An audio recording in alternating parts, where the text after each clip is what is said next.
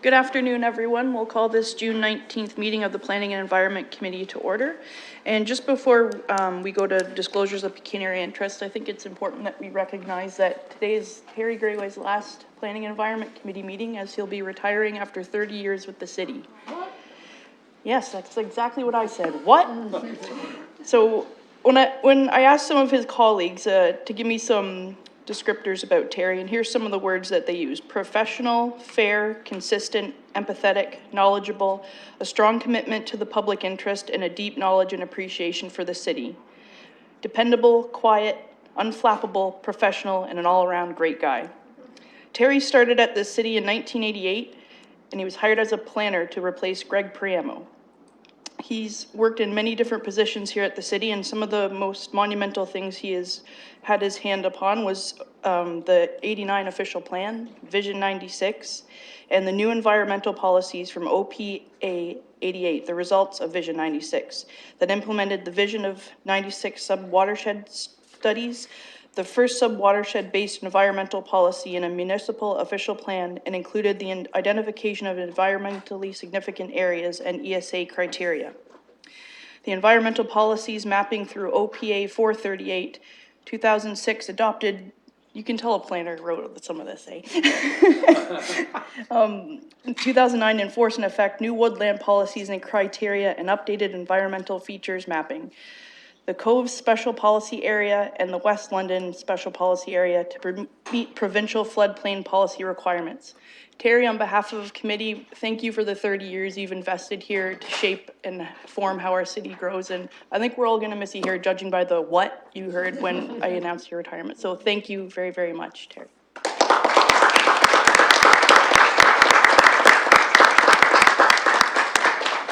And with that, colleagues, any disclosures of pecuniary interest? Seeing none, we can move on to the consent items. Would anyone like anything pulled? Seeing none, we can take a motion on the consent items 2 through 5. Oh, Councillor Helmer, did you want something pulled? No, I just have a question about item number 3. There's revised pages, and I wonder if our staff could just point out exactly what's different. I imagine it's the source of financing, but I just want to make sure. I believe you're correct. Thanks, Madam Chair. Through you, this is just simply to recognize a source of financing report that wasn't included in the original report, and adds a recommendation clause and the source of financing page to the report. Anything further? Okay, seeing none, we'll take a motion on the consent items. Okay, and we can open the vote.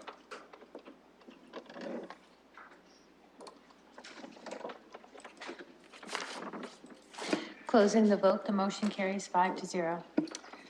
And on to item number 6, a public participation meeting for a property demolition request at 220 Greenwood Avenue. Okay, we can take a motion to open the PPM.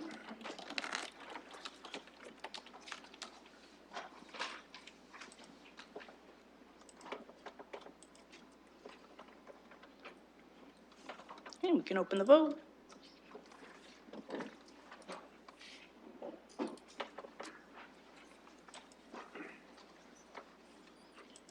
Closing the vote, the motion carries 5-0. Perfect. Mr. Gagne. Good afternoon. This is a demolition request for a heritage-listed property located at 220 Greenwood Avenue. Greenwood Avenue is located just off of Springbank Drive. It is just to the west of the Cove's environmentally significant area. The property at 220 Greenwood is highlighted on the screen here. It's the first residential property on Greenwood Avenue, south of Springbank Drive. The building located on the property is a brick cottage. Its date of construction was some questions around that, circa 1860, 1870. But I just wanted to clarify, this is not an Ontario cottage. We entered into a discussion with this at the latch, and the absence of the gable peak in the attic story and its gable roof as opposed to a hipped roof on an Ontario cottage makes this just a regular cottage.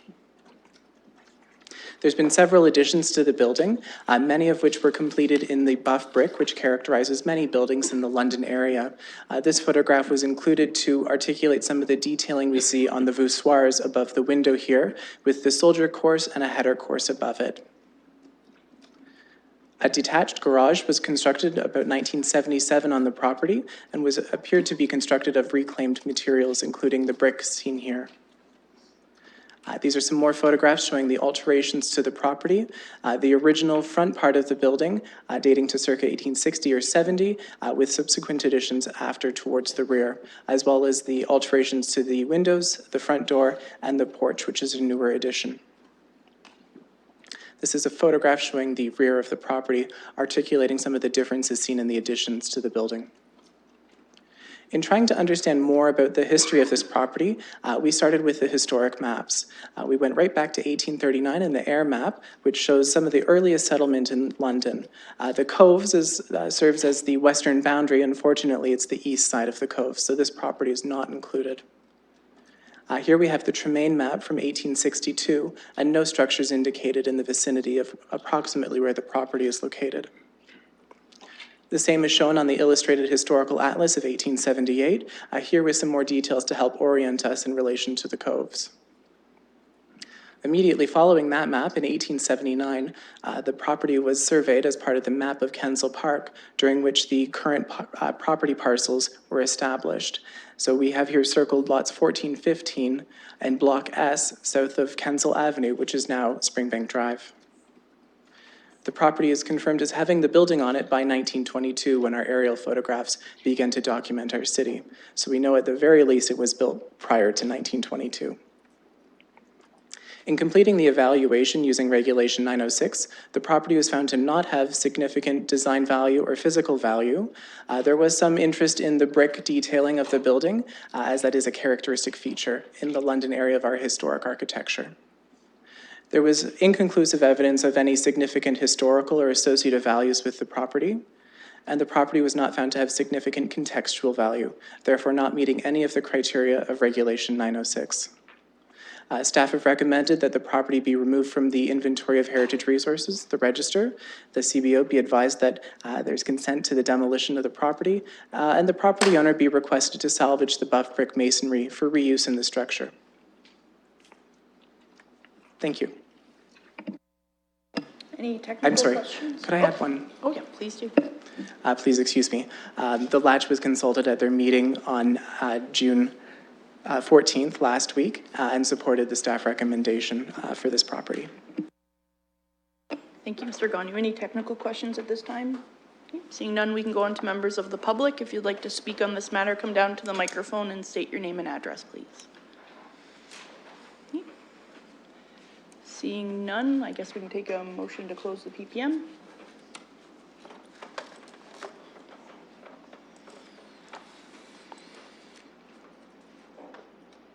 Okay, we can open the vote.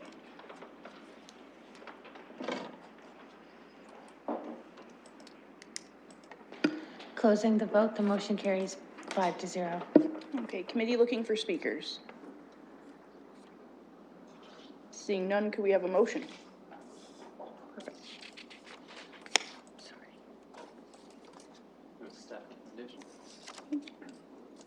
Right on screen there. Moved by Councillor Turner, seconded by Councillor Helmer. We can open the vote.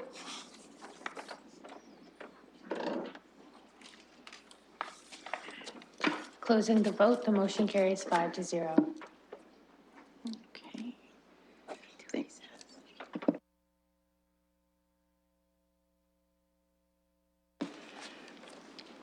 So, committee members, our next PPM is not until 4:30, so we could take a motion to recess for 20 minutes, 21 minutes to be exact. Moved by Councillor Cassidy, seconded by Councillor Hopkins. All in favor? Okay, we'll see you back at 4:30.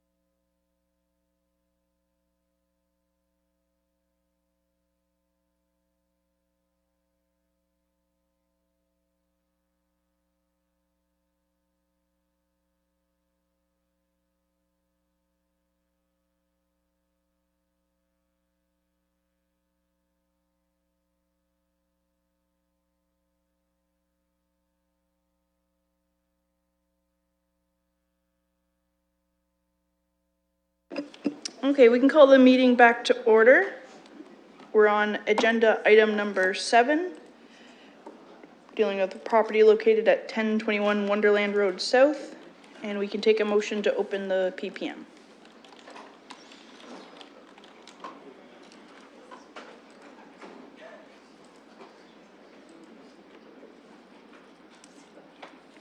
Okay, moved and seconded, we can open the vote.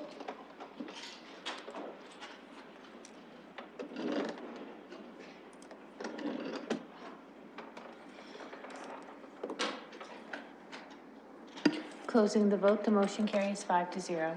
Okay, Mr. Turcott. Good evening, Madam Chair, members of the committee. The application that we have before the committee this evening is an application to amend the official plan and the zoning bylaw as it pertains to a property known municipally as 1021 Wonderland Road South.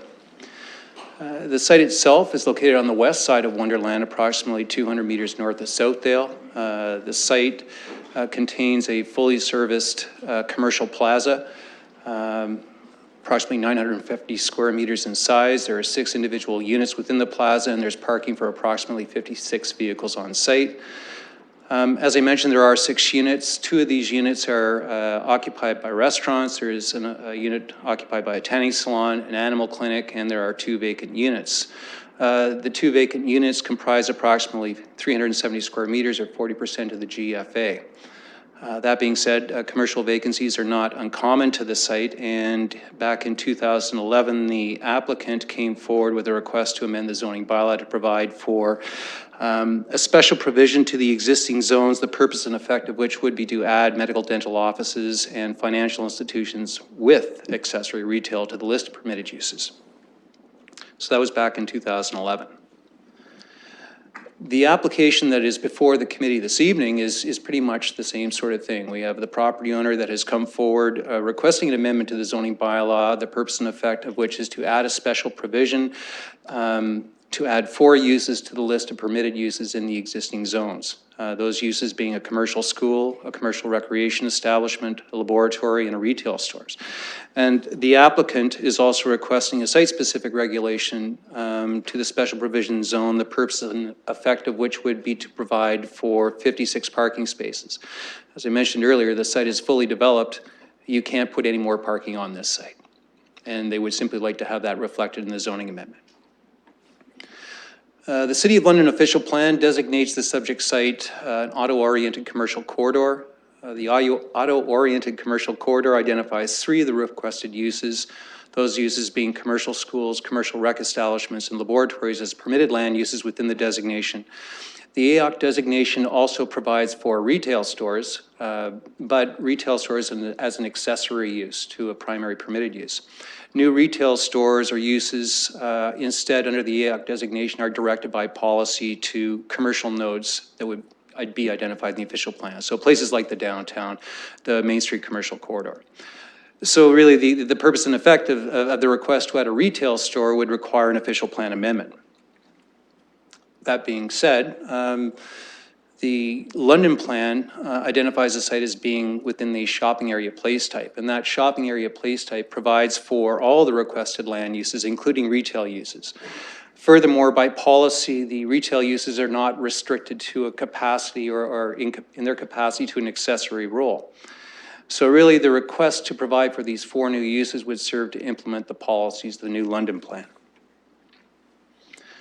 The zoning bylaw zones the subject site a combination zone, a restricted service commercial special provision 12 zone, and that would permit a range of automotive uses, animal clinics, pharmacies, medical dental offices, and financial institutions with accessory retail. It also zones the site an HS2 zone or a highway service commercial 2 zone, and that zone would provide for a range of automotive uses, restaurants, financial institutions, convenience stores, personal service establishments. If you look at the zoning bylaw map that you see on, I was going to call it the overhead or the projector. If you on your computer, you will notice that the site itself, I'm dating myself now, I'm sorry. You'll notice that the site is surrounded by a variety of restricted service commercial, highway service commercial, neighborhood shopping area zone variations. All of the uses that have been requested by way of the action in front of the committee tonight is provided for in one of those zone variations. So why is that important? Well, it's important because our zone variations typically lump together uses that are compatible and complementary to each other. So even though we have a restricted service commercial zone and a highway service commercial zone that doesn't provide for these 4 uses they're seeking, all the other zones that surround the site would provide for those range of uses. So in summary, we have 3 of the requested uses are identified as permitted uses in the AOC designation.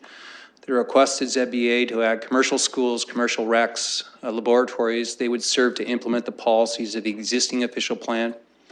The requested ZBA to add commercial schools, commercial rec establishments, and laboratories would also provide for a range of uses that are compatible and consistent and complementary to land uses that are in the immediate vicinity of the subject site.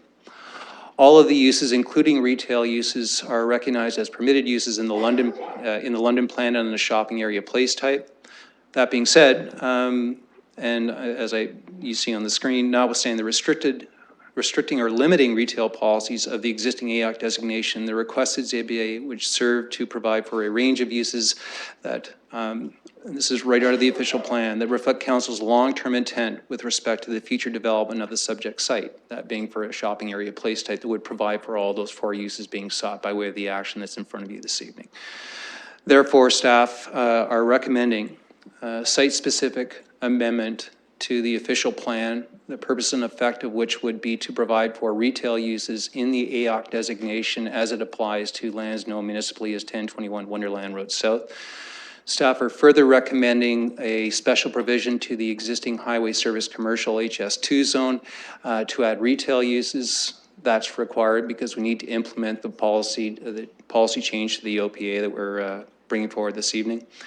We're also recommending the deletion of the existing restricted service commercial special provision RSC 212 zone and the adoption of a new RSC 12 zone, the purpose and effect of which would be to add commercial schools, commercial rec establishments, laboratories to the list of permitted uses in the RSA 2 special provision 12 zone. And I should note that the uses that were previously sought and approved by council by way of council back in 2011, those uses would be carried forward in the new zone.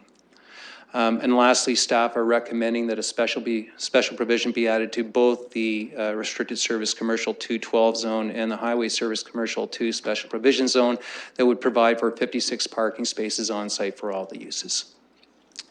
Those are my comments, Madam Chair. Thank you, Mr. Turcotte. Any technical questions at this time? Seeing none, we can go on to members of the public. If you'd like to speak on this application, come to the microphone. Oh, come on over. Sorry. I could not see for the height of the podium. That's all right, Madam Chair. I'm Matt Campbell here from Zelenka Priamo on behalf of the applicant. We're supportive of staff's recommendation. The one point that I'd just like to make is that this application is consistent with the purpose and intent of the policies of the London plan, being the shopping area. So we're looking to see some more of those uses in the node coming forward. I'd be happy to answer any questions that you might have. Thank you. Thank you, Mr. Campbell. Any questions of the applicant? Seeing none, now we can go on to members of the public. If there's anyone who'd like to speak to this, come down to the microphone and state your name and address, please. Okay, seeing none, we can take a motion to close the PPM.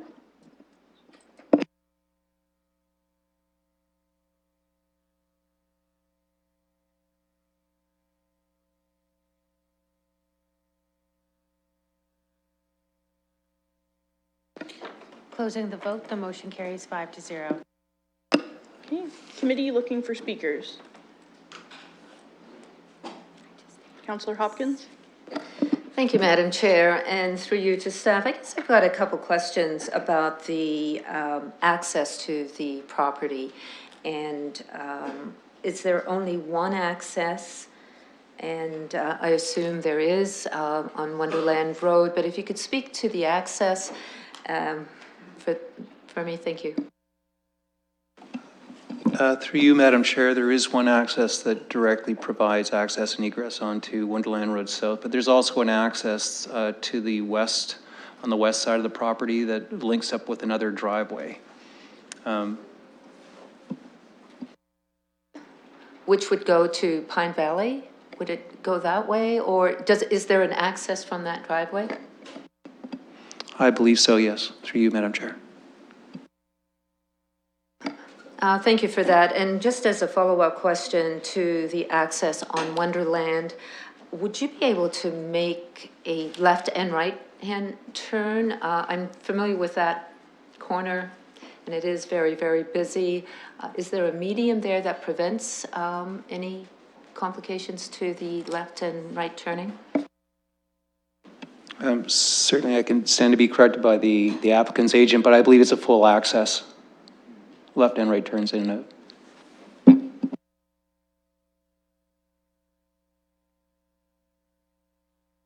Anything further, Councillor Hopkins? Yes, if I may, just to follow up, just because I've received a notice regarding the EA for Wonderland South, and any concerns about the dedication there that would be required through you, Madam Chair, to staff.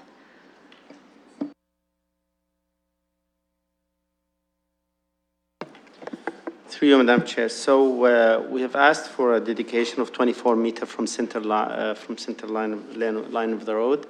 I guess this is about the Wonderland EA from Southdale to Sarnia Road, correct? Yeah, to widen to 6 lanes, and the EA has just started now. Thank you for that. So it's so there's enough room, I guess, for the widening there as it appears now? That is correct. Okay, any further speakers? Seeing none, we can take a motion. Moved and seconded, we can open the vote.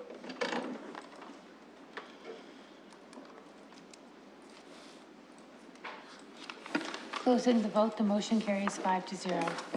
Thank you, colleagues. On to item number 8 for a property located at 221 Queens Avenue. We can take a motion to open the PPM.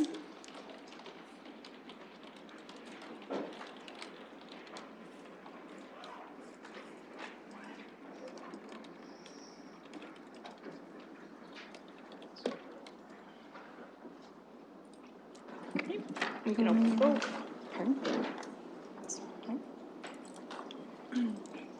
Closing the vote. There we go.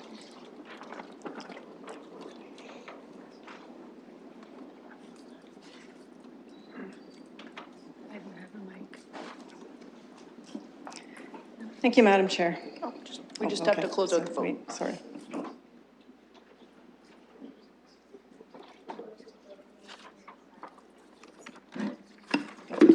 Closing the vote, the motion carries 5-0.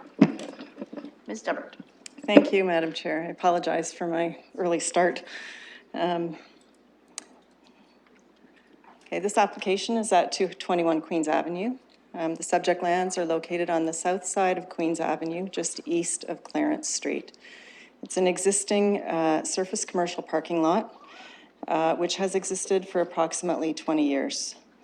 It was recognized initially through a temporary zone in 1995 and has since been the subject of several zoning bylaw amendments to either reinstate or extend the temporary use zoning at that time. The most recent extension in 2014 expired on April 17th of this year. So these are just a couple of images of the property. One is the view looking southeast from Queens Avenue. The other one is looking south from Queens Avenue. I think I switched the pictures at the last minute, so the labels probably don't match. You can see the existing landscaping and parking lot infrastructure on the property, and those are intended to remain. The request is to extend the temporary surface commercial parking lot for a period of an additional 3 years. Our recommendation is for approval, and I'm just going to very briefly explain why that is. So the context for our planning review included the provincial policy statement, which refers to the development of complete communities and the efficient use of land. The 1989 official plan is still in force and effect. It designates these lands as downtown area. It allows a wide range of uses in an intensive and multifunctional land use pattern. It encourages the adequate provision of well-located parking lots and discourages the creation of new parking lots, surface level parking lots. There are also temporary use provisions that need to be reviewed as part of consideration of an extension of a temporary use. The London Plan also could potentially apply. The relevant provisions of the plan are currently under appeal. It does place the property in the downtown place type, discourages further extensions of temporary zones where an adequate supply of parking exists in the vicinity of the subject lot. I will note the bolding on the slide is my emphasis that I have added. It also allows temporary use bylaws provided the criteria are met. Our Move Forward London's downtown plan identifies this property as a redevelopment opportunity site. And the downtown parking strategy study, which is currently underway, has a preliminary recommendation to consider a gradual transition away from temporary surface parking lots as the downtown develops. The policy and guideline documents that I've just mentioned were reviewed in the context of the stated preliminary recommendation of the downtown parking strategy study, which talks about a gradual transition away from surface commercial parking lots. The continuation of the temporary commercial parking lot provides a service that supports existing office and commercial uses in the short term and during the transition to a more efficient parking model for the downtown. The base DA1 zoning downtown area continues to provide for a range and mix of intensive uses in the long term, and the extension of the temporary parking lot will not have a long-term impact on the ability of this site to redevelop for more intensive uses in the future. The application does not contemplate the creation of a new temporary parking lot, so it is in compliance with the intent of the 1989 official plan. And it is expected that the downtown parking strategy study, when completed, will include the tools needed to evaluate the policies of the London Plan, which discourage parking lot extensions where an adequate supply of parking exists in the vicinity of the subject lot. The downtown study is being undertaken with a holistic approach to the evaluation of parking supply and demand that can be applied in the future to inform decision-making for the gradual phasing out of surface commercial parking lots. Such informed decision-making should be applied to future applications for the extension of temporary parking at the subject property. But at this time, planning considers it appropriate to extend the temporary parking lot for an additional 3 years. Thank you. Thank you, Ms. Nubbert. Any technical questions of staff at this point? Seeing none, we can go to members of the public. If you'd like to speak on this item, come down to the microphone and state your name and address, please. Thank you, Madam Chair. My name is Dave Lester. I'm Vice President Commercial Properties with Sifton Properties. We're the owner of the site. This site is essential to the two office buildings on Queens Ave that we own. It provides staff parking, which the demand for doesn't seem to let up. It gets more.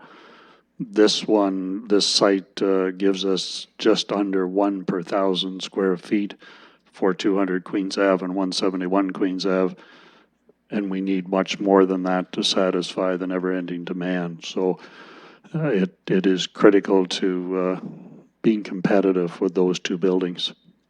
Any questions, I'll try to answer them. Thank you, sir. We'll go through the rest of the folks if they want to speak, and then if we have any questions, we'll get you for sure. Any further speakers? Okay, seeing none, we can take a motion to close the PPM, recognizing that the applicant is here to answer questions.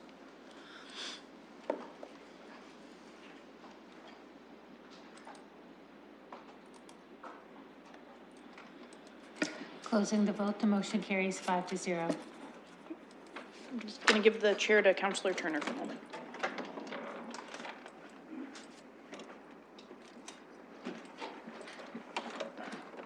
I have the con. Anyone to speak? Councillor Park. Thank you, Councillor Turner. I have a question for staff at this point. We've had a few applications like this come over our desk during the last term, and this kind of dovetails into a process that I think Councillor Salee was working toward is regarding municipal parking enforcement on privately owned parking lots. And I wonder, seeing as we're in a position now that I think would be a good negotiating skill set to go forward with having parking enforcement on this. So I wonder if Mr. Kosovich can answer that question for me.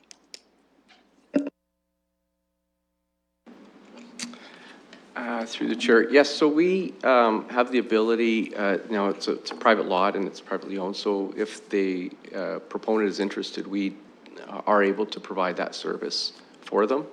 But right now it's a voluntary basis. We're typically asked to enter into that agreement with them, and so can't necessarily force ourselves upon them, but if that is a direction you want us to seek, we can engage them and see if there's an opportunity there for us to work in some sort of a partnership. And colleagues, at this time, this is something that I would like to move forward with. I've been pretty constant with regard to temporary allowances for parking in the downtown with the surface, and it's always been a resounding no from myself. But recognizing the need for this parcel of land, I think it's a good opportunity for us to reach out and see if we can have municipal bylaw enforcement work this lot instead of whoever is the enforcement now. So I'll move that, and it'll be on the screen in a moment, I believe. Okay, we have a motion on the floor. Any seconder?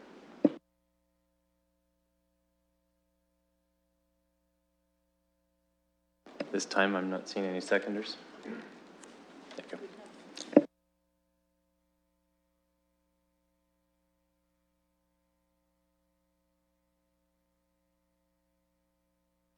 Any further speakers on this? Councillor Turner? Thank you, Madam Chair.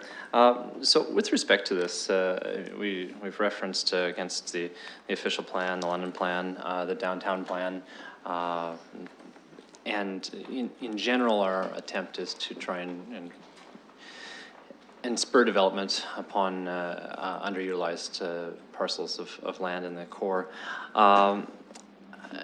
Recognizing that we can't just suddenly stop doing renewals. I guess we could. It does sit within our prerogative. But what does a phased in or a phasing out of temporary renewals look like? Is there a time horizon under which we do that? Is there a notification under which we do that to the property owners? And how do we get ourselves to the position that we're just not doing these as a matter of course? That's for you, Madam Chair. Thank you, Madam Chair. There is a parking strategy coming, I promise, and we're working together with our colleagues in engineering who are leading it. September is, my understanding, is the target date, but that will really, I think, address the strategic question of how do we deal with the temporary parking situation, how do we deal with the ongoing demand for parking and the expected demand for parking in the downtown. How can we deal with some of these development sites that keep coming up for these temporary parking extensions? So that's the moment I think that it'll come together for Planning Committee and Council, is when that strategy comes forward. You'll understand the whole context, and there will be a plan for how we move forward from there to transition. And so I think there's an important need that we'll be talking about to balance supply and make sure that we're not undercutting the downtown in moving forward, but at the same time get onto a course which transitions to move from temporary surface parking to something different over time. Through you, Madam Chair, to the applicant, if I may. Thank you for coming today. I appreciate that. I do have a question then. I guess recognizing, I think it's been fairly well broadcast what Council's intent is to try and move to development of surface parking lots. Is there an intent from Sifton Holdings to at some point develop that site, or is the intent to maintain it as a surface parking lot? It's a holding in perpetuum, or would we see at some point something developed there? Through you, Madam Chair, there's no intent to develop the site. It's 0.25 of a hectare. Very difficult to build anything that would make any sense. But we need, as I said earlier, we need the parking. We have looked at putting a parking structure on it to try and enhance that, that supply. That again, the site is too small and kind of a weird shape to make that viable. Spend a lot of money and end up with very few more sites than we have now. There's 67 sites on it. If we could square it off, it would make a little bit more sense, but at the moment, practically with setbacks and parking requirements, height restrictions, the building would be a pretty small building if we were to develop it. And it gets back to the fact that we need the parking. Councillor Hopkins? Yes, thank you, Madam Chair. And I hear your concern. If anything, you are consistent when it comes to your concern on these parking lots. And I was thinking of the ward councillor's concern as I was reading this report, and the downtown parking strategy coming forward. So I heard staff's presentation on the holistic approach and how we'll gradually do this. And when we get these extended applications for temporary use, I'm trying to see how we balance that and how we do that. So, because we have to start somewhere, and I guess this is a time where we should be looking at what we're doing and how everything is going to sort of work out. So if I can ask the question, when it comes to, would it be possible just maybe doing these, well, it was 3 years. I know it's been a continuous 3 years asked, but is there a way that we could review these parking lots on a temporary basis as we work with the strategy coming forward? Or is that sort of what we're already doing? I'm just trying to understand how we take this holistic approach, but yet we just accept applications. And I hear the concern from the applicant, the need for parking, and how do we balance that is a concern. Well, Madam Chair, I think, again, it's very important that we don't undercut some of these uses that are in the downtown that are relying on parking until we have a clear path forward for how we're going to be dealing with parking strategically across the board. And the Planning Act does allow for council to issue a temporary zone for a period up to 3 years. So you could allow for a temporary zone for a shorter period of time. That's not what we're recommending as a staff. We think 3 years is a good time period here. As I said, we're expecting that in the fall, you'll be receiving the strategy, and that would give you then a strategic approach to how you'll be dealing with these going forward. Any further speakers? Councillor Helmer? I understand why people want parking downtown for their office buildings that don't have parking incorporated into the buildings. It's a common issue. It's one of the reasons we've had so many buildings demolished in the downtown to provide for surface parking. As is noted in the report, in 1995, there was a commercial building on this lot. It was demolished to provide for surface parking, and we've now had surface parking for 22 years. I have been fairly consistent in not voting for temporary use zones for surface parking in the downtown. We have a policy 5.2 in the guideline document, our move forward, that says we are going to discontinue the use of temporary zones for surface parking. Until we actually start doing that, we've had a couple of them come forward and they've all gone through, despite the fact that we're saying that we're going to try and move away from surface parking. If we keep renewing the surface parking zoning, we will keep having surface parking lots. There's lots of things that can happen in the parking market to meet the parking demands of people downtown. I feel as though, I'm glad Mr. Fleming mentioned that the parking strategy will be coming forward soon, say in September, because even in our move forward, there's a reference to the parking strategy being in progress, right? And that was in April of 2015 when we approved the downtown plan. So the parking strategy is something that has been going on and on and on for quite some time. And I think in the meantime, we've been dealing with a couple of these applications to renew temporary use surface parking. I would say that 25 years is not temporary, really. Even in the scale of land use planning, like that's getting so long that is really what in most people's memory has been on that site. I think it sends a very bad signal to people to have policies that say one thing and then actually do something that's not, in my view, very consistent with those policies and the policy direction. I understand that we want to take a phased approach and, you know, indicate to people what's going to happen on the particular site. But I can't really be consistent with my own view on surface parking lots if I vote against one at King and Clarence and I support one on Queens Avenue. The one at King Clarence frankly provided more parking. And I still didn't think that was a good use of the land. The proper use for this land is for a building. They could put some parking underneath it, but it should be a building. It shouldn't be a parking lot. It certainly is not a surface parking lot. So I'm not going to support it if it does get seconded. It didn't seem like there was a seconder, but maybe there will be. I'm certainly interested to hear the arguments from my colleagues about why we should support it, understand where the ward councillor is coming from. But I'm not inclined to support it. Thank you, Madam Chair. I actually have a question for the applicant. I'm wondering, is there underground parking at the One London Place building? Through you, Madam Chair, yes, there is. Yeah, it's full, I guess. Unfortunately, yes. Okay.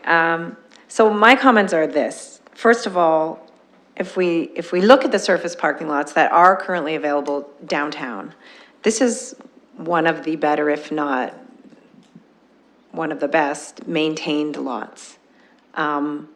It's not simply some vacant land that's been left to crumble and decay while still the owner making profit on the parking. This is,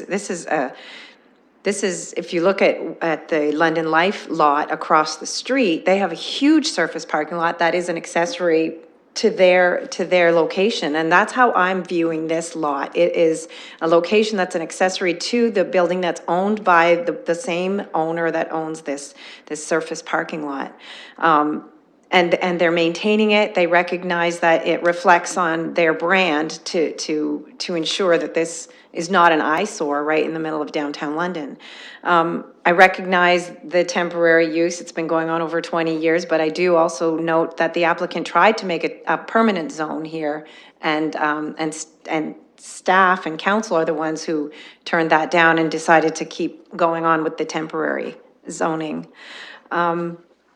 We want development downtown. We want to focus the majority of the office use downtown. And in order to do that, and in order for building owners to attract tenants, there has to be a certain amount of parking provided as well. So I recognize that. We can't say one thing out of one side of our mouth, we want these buildings downtown, and then on the other side, well, too bad if we don't have enough parking for your tenants who could go elsewhere where there's parking. So I'm going to move the staff recommendation, the original staff recommendation. The other reason, Madam Chair, that I didn't support the amendment is that staff are already directed to work with private parking lot owners to discuss using city parking enforcement as their enforcement tool. So number one, staff already have that direction. And number two, because this lot mostly serves tenants of the buildings that go hand in hand with this lot, I don't think enforcement is necessarily an issue with this particular lot. I've heard of other lots where private enforcement is an issue, but I don't think that this is one of the problems. So that's my second reason for not supporting the amendment. So yes, the other thing is the parking strategy. That was one of my questions. I know it says it's to be determined when the study will be coming before council. I'm glad Mr. Fleming gave us a possible date of September, because I wanted some more specifics. I don't want it just a to be determined date. I want something to look forward to. And I think that it's something that must be phased in. We can't all of a sudden eliminate all of the temporary zoning in the downtown area for surface parking, because I think that we would have a bit of a chaotic situation if we were to do that. So I am for phasing this in. I am for implementing the things that we say in the London plan and in the downtown plan about limiting surface parking in downtown. But I will support the staff recommendation on this one. Okay, thank you, Councillor. Just based on some of your comments regarding historical staff direction, the clerk's just checking because I'm pretty sure there was no direction actually given. It was noted and filed from Councillor Solis' letter at CAPS. Councillor Turner. Thank you, Madam Chair. So this is kind of where we get to put our policies into practice and figure out if we're actually going to do what we've said.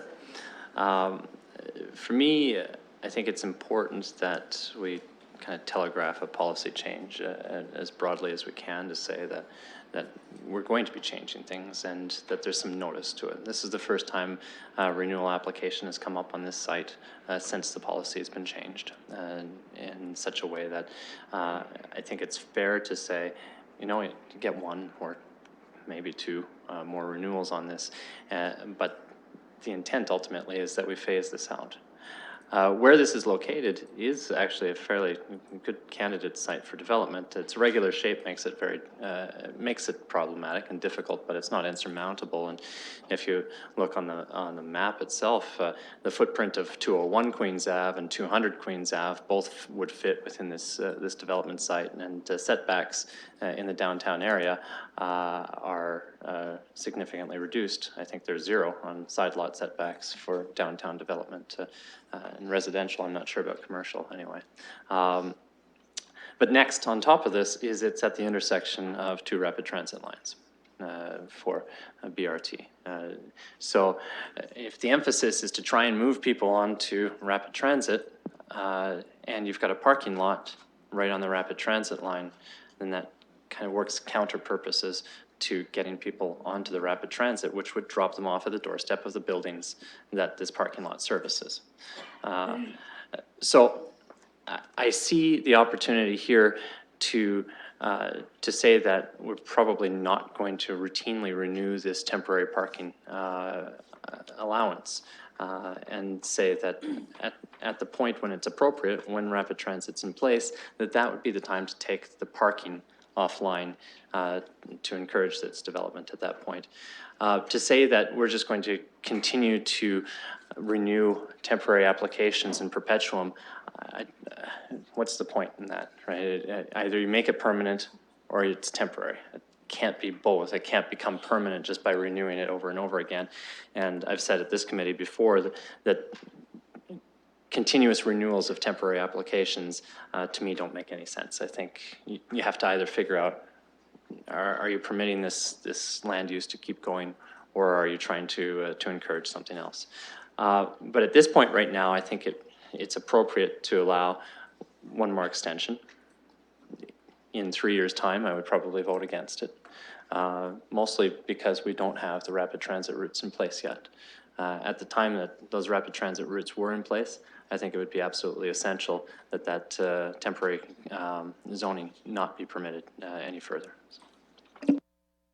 Thank you, Councillor. Any further speakers? Councillor Hopkins?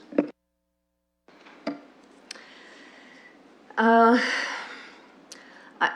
appreciate my colleagues' comments because I have a concern, and through you, Madam Chair, to staff, how we do this phase-in process and where do we start. And there must be a better way to do it. I'm looking forward to the report coming in the fall, but this application is here before us, and I hear the concern from the applicant, the need for parking space, but that phased-in approach is vital, and by extending this application every 3 years, I don't think is the answer. I've got concerns on how we're doing this process. I know this application is before us tonight and I have to make a decision on it, but I am really hoping that we have an idea or we have plans on what to do with with these applications, these extensions coming forward, because they need to be addressed. We need to do something. We, you know, to have the parking downtown and the concerns from my other colleagues that we have to do something is a concern to me as well. So I am very hesitant, but I will support this three-term extension, even though we've been looking at this since like 1995. It's a long, long time. And how do we end it? We need to end it. And I'm hoping that staff will come back to us and explain how we can end these extensions. Madam Chair, just to answer, I do think that the strategy is where you're going to get the information that you require. I just want to clarify that engineering, Mr. Almadoun is here. September is what I understood to be the target, and certainly he could clarify if there's a requirement for that. Through you, Madam Chair. So we are looking at the draft report right now, and we have circulated this to the project team, and we had comments. So the consultant is finalizing these comments. The other thing is that there are some more discussions with some stakeholders that will be taking place soon. So we will be looking at early fall. It could be September, it could be October, to go back to present the recommendations of the parking strategy. I think the parking strategy will have the answers the committee is looking for. It will have an action plan. It will have a short-term, mid-term, and long-term recommendations, how we move forward with everything regarding downtown parking in downtown. So until then, I think, the parking strategy will, although it's more high-level study, it's like a master plan. It doesn't talk about all the details. It gives you the recommendations, and then there will be maybe more studies regarding, for example, how you do the gradual approach for the temporary parking lots. Anything further, Councillor? Okay, seeing none, any further, Councillor Helmer? Since we're on the topic of the parking study, I pulled up the one that we had in April 2015. I know that we're working on this downtown parking strategy, and it's sort of a bigger and more enhanced version of what we had done in the past, but we do have some information. I'm sure that the new stuff will be even more accurate and up to date, but we do have some information about parking downtown. It's not as though we're totally in the dark. There was monitoring done in 2012 and in 2014 in September, weekday peak periods, weekends, to see what the utilization of the various parking lots was downtown, the municipal lots, the private lots, everything. This particular lot is in block 19 in the study. Its utilization rate during the weekday peak in 2014, this is September, was 85%, which is sort of where you want to target parking lot utilization. Like, that's a pretty common target. There's a whole bunch of areas in around there, blocks that are pretty close by, that are lower. So you've got blocks immediately adjacent and across the street where the utilization is 70%, 40%. So it's not as though there's no parking available in the area. I understand that, who controls the parking is the key thing, whether it's really available to the people in particular buildings or not. Some of it is just reserved. There are parts that are very heavily used and are over 85% utilization. So for example, closer to Budweiser Gardens, like a lot of the parking over there is over 85% and is very tight in terms of the supply.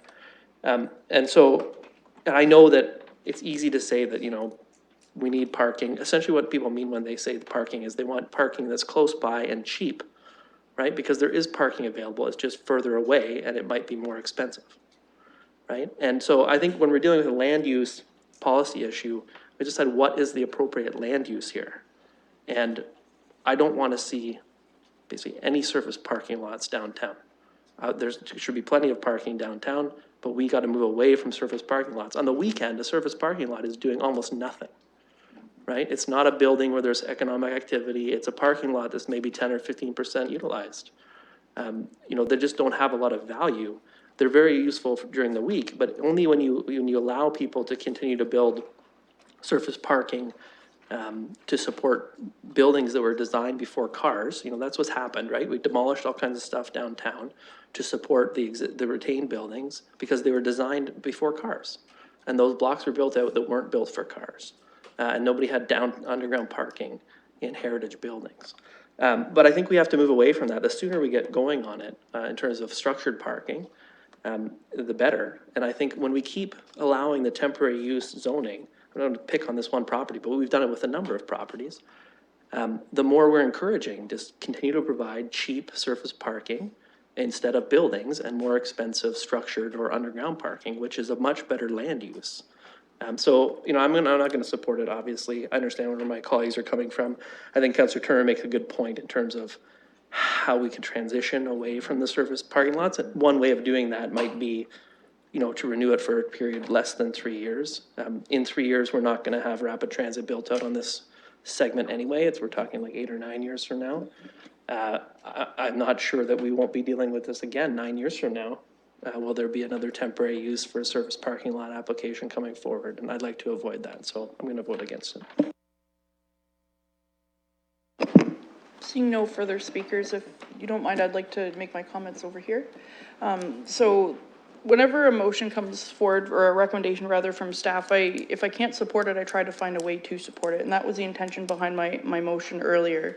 To clarify, the clerk had looked back to the CAPS meeting where Councillor Salee had raised the motion about this very direction, and it died 2-3. So this is a way to implement that, the motion that I raised earlier, recognizing I didn't have a seconder. But I'm, like I said earlier, I've been quite consistent with regard to temporary usage on parking lots, and I can't support it at this time either, recognizing all the great points that were raised by my colleagues today. But when it comes to land use planning in the downtown, I'm not going to beat the dead horse that Councillor Helmer was speaking to, but all the points that he raised, I do agree with.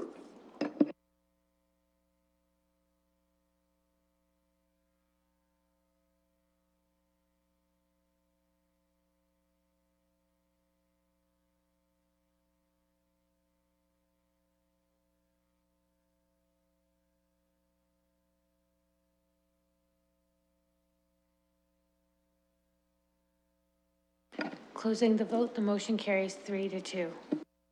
Okay, thank you, colleagues. On to agenda item number 9, a PPM for improvements to public engagement in the planning process. We'll take a motion to open the PPM.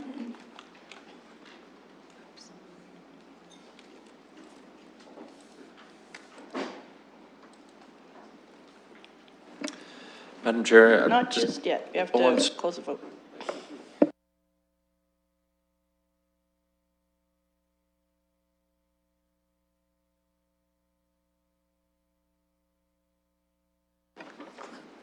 Closing the vote, the motion carries 5-0. Now, Mr. Fleming. Thank you, and my apologies. What we do know, and what we heard from the public through the London Plan process, is that we need to make planning processes more accessible to the public. We need to make it easier for them to know what's happening in their neighborhood. When there's a planning application occurring, they should find it easy to not only get information relating to it, but know that that application is occurring. In terms of getting that information, there need to be different ways for the public to obtain the information, and they need to be able to understand it clearly.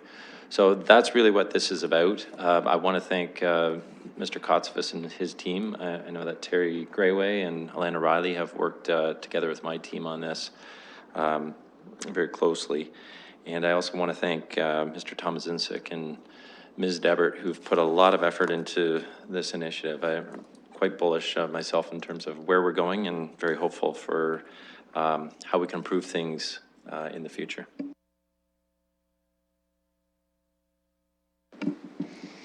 Okay. As John mentioned, I'm here today, Alana Riley, on behalf of Development Services, along with Barb Debert from Planning and Development, to go over the recommended improvements for public engagement.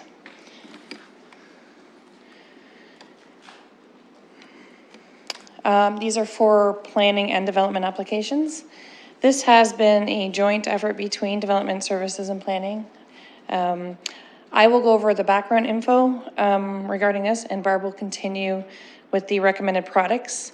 We are looking tonight for your support to move forward with the changes thus far and to continue with phase 3 of this project.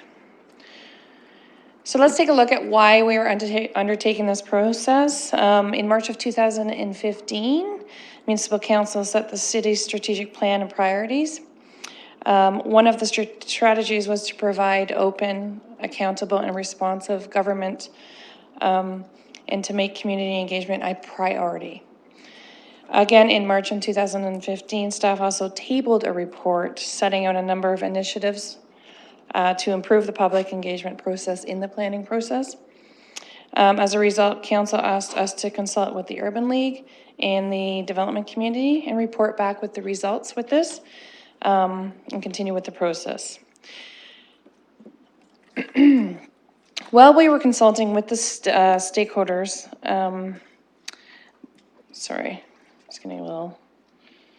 while we're continuing with the stakeholders, Bill 73, the Smart Growth for Our Communities Act was proclaimed in force July 1st of 2016.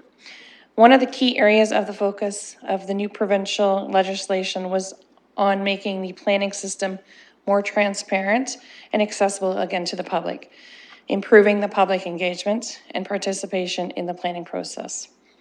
It contains new Planning Act provisions and regulations that we do need to consider as we work through this process. For example, it sets out very specific requirements for giving notice by mail, signage, and newspaper notices. It expands the city's ability to adopt its own official plan policies regarding what is in our notices and how we do give notice. It does require very specific wording in our notices and our signs to advise people of their legal rights.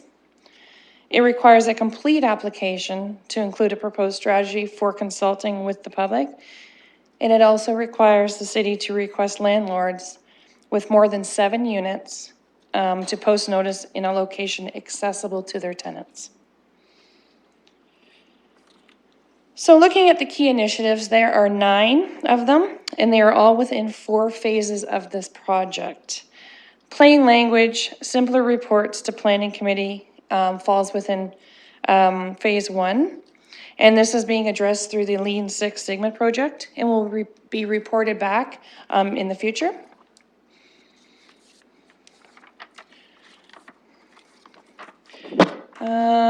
And today we're primarily dealing with phase 2, which is seeking endorsements at the proposed improved on-site signs, our mail notices, which do include provisions to notify tenants, and the new web pages. Barb will show you all of these after I'm complete with the background. Today, we are also looking for direction to initiate an official plan amendment as part of phase 3. This amendment would implement the relevant requirements and permissions of the Smart Growth for Our Communities Act regarding community consultation and the manner of giving notice for various types within the Planning Act applications. While our new products and anticipated procedures and policies will meet legislated requirements where necessary, we can also utilize the expanded alternative notice provisions of the Act to tailor our public consultation processes to suit existing or new best practices for the city.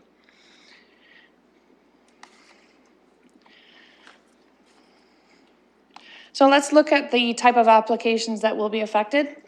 We're looking at official plan amendments, zoning bylaw amendments, plan of subdivisions, applications, vacant land condominiums, and secondary plans and planning studies.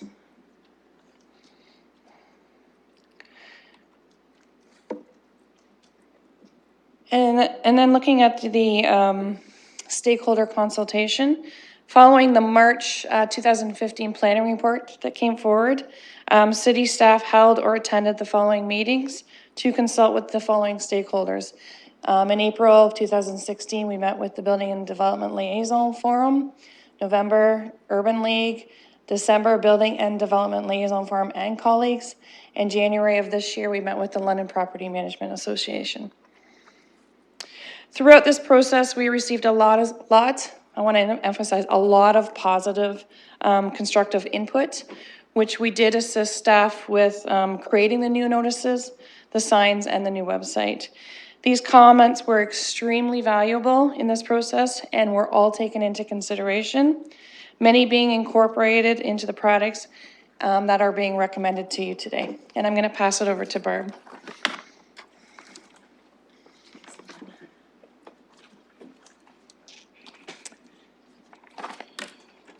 Thank you. So I just wanted to give you the highlights of all of the products that we're going to be showing you today.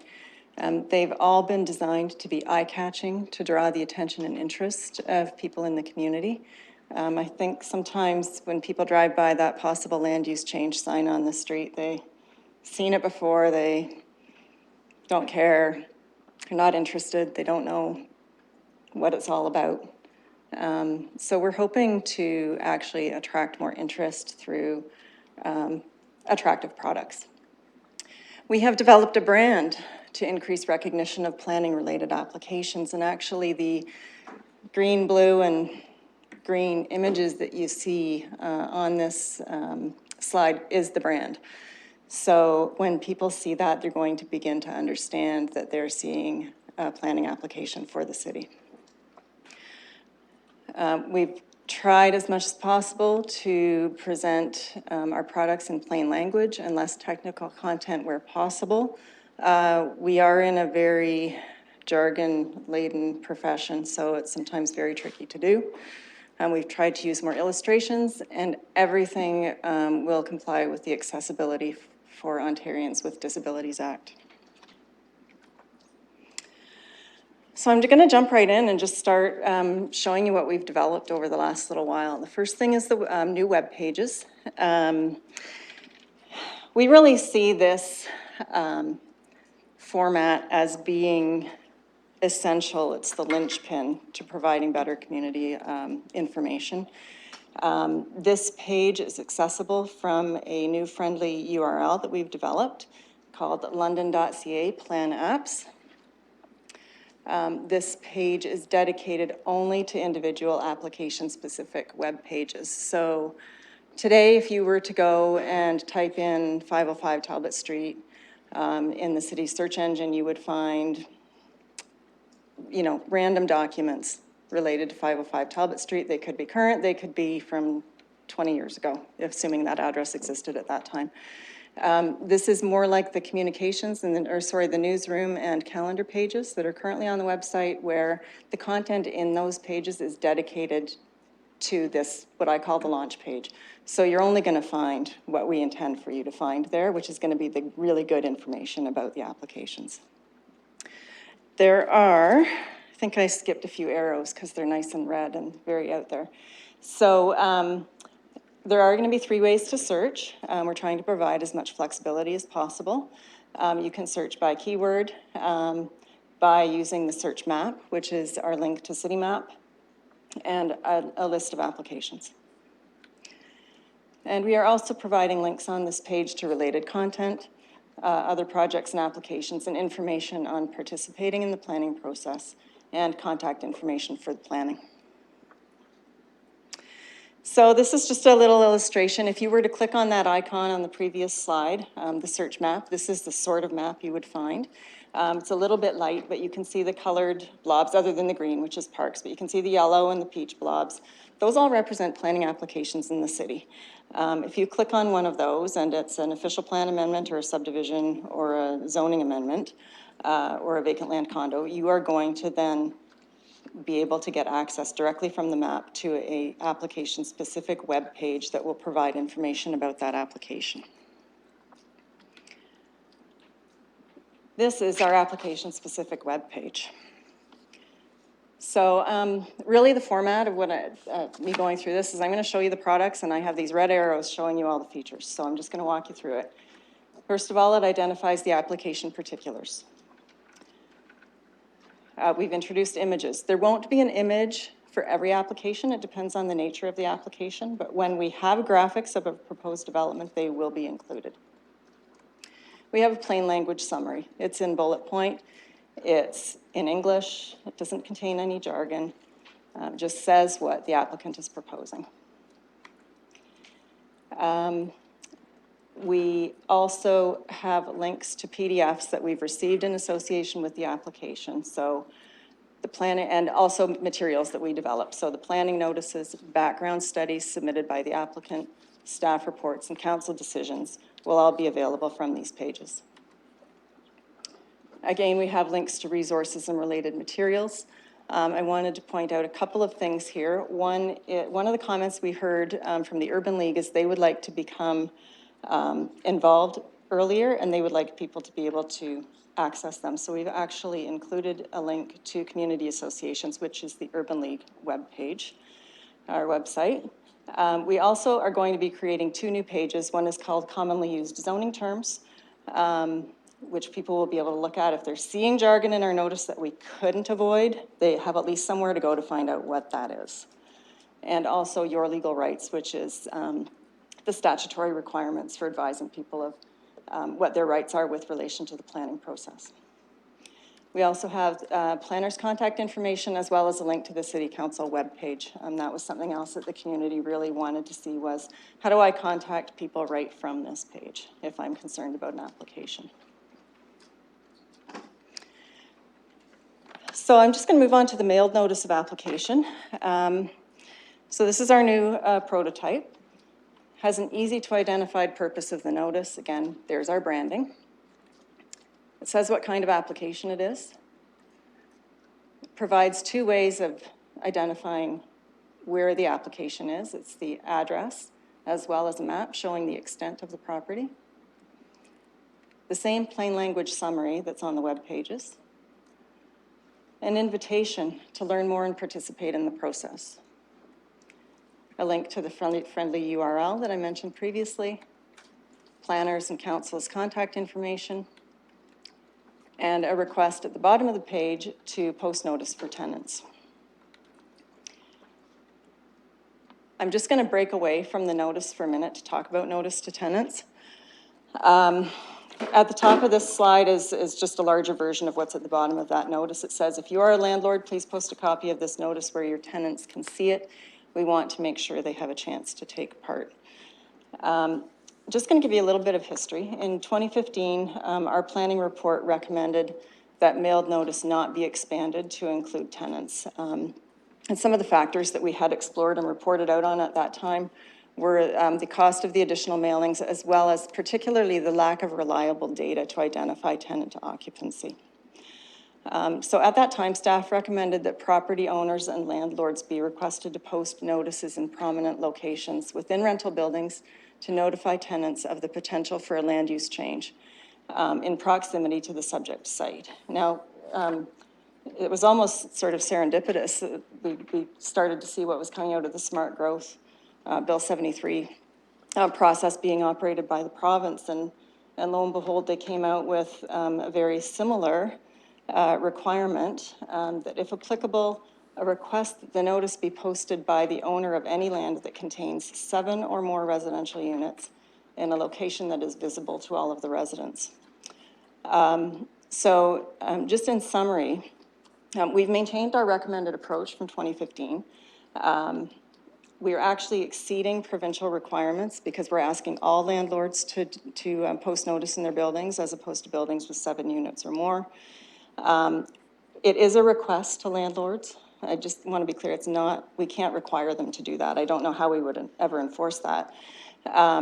We did meet with the Landlord and Tenant Association, and there was some interest. I wouldn't say it was across the board, but there was some interest in posting in buildings, and some of them actually asked how they could get additional copies of notices if they wanted to have them. We're also hoping that with our improved on-site signs, which I'm going to talk about next, that we'll just get an increase in interest and recognition that something's going on in a neighborhood, and we'll start to get the calls from tenants in that manner as well. So now I'm going to jump back to the public, to the notices. This is the public meeting notice. It's very similar to the notice of application. It has two main differences. One of the things that we heard was that it was hard to identify the difference between a notice of application and a notice of public meeting. So our earlier prototypes of this had the type of meeting sort of further down in the notice and not so big. We've actually made sure that it says in the top, public meeting notice. It's actually a small thing, but I think important. It says public meeting at the beginning instead of saying notice of public meeting. So the first thing you see is public. The other big difference here, of course, is the invitation to the public meeting, stating the date, time, and location of the meeting. And there are my arrows, sorry. Inside the mailed notices, I have to admit, the mailed notices still have a lot of content in them. The idea here is that people can look at the front page, and if they want to know more, they can flip it and get into the details. It's very, very difficult to cut down the details in those notices because so much of it is required or is in response to provincial law as well as our own policies and our official plan. But in general, what we're showing in here is an accessibility statement. Oh, let me go back. So we have the AODA statement saying that you can get information in accessible formats if you need it. We have short, well-labeled paragraphs. These pages are supposed to fly away, and I think my animation's messed up. Anyway, we have short, well-labeled paragraphs in point form where we can. We have application details. One of the requirements of the Act is to provide sufficient information for the general public to understand what the application is about. So sometimes that front page might not be enough, so we do provide more inside. We have information on how you can participate in the planning process. We include your legal rights, which is all the statutory requirements. We have more illustrations, and we have included links to related webpage, website, and email addresses. Even if someone's looking at a hard copy of the notice, if they go to the city's website and type in those keywords, they're likely going to land on the right page.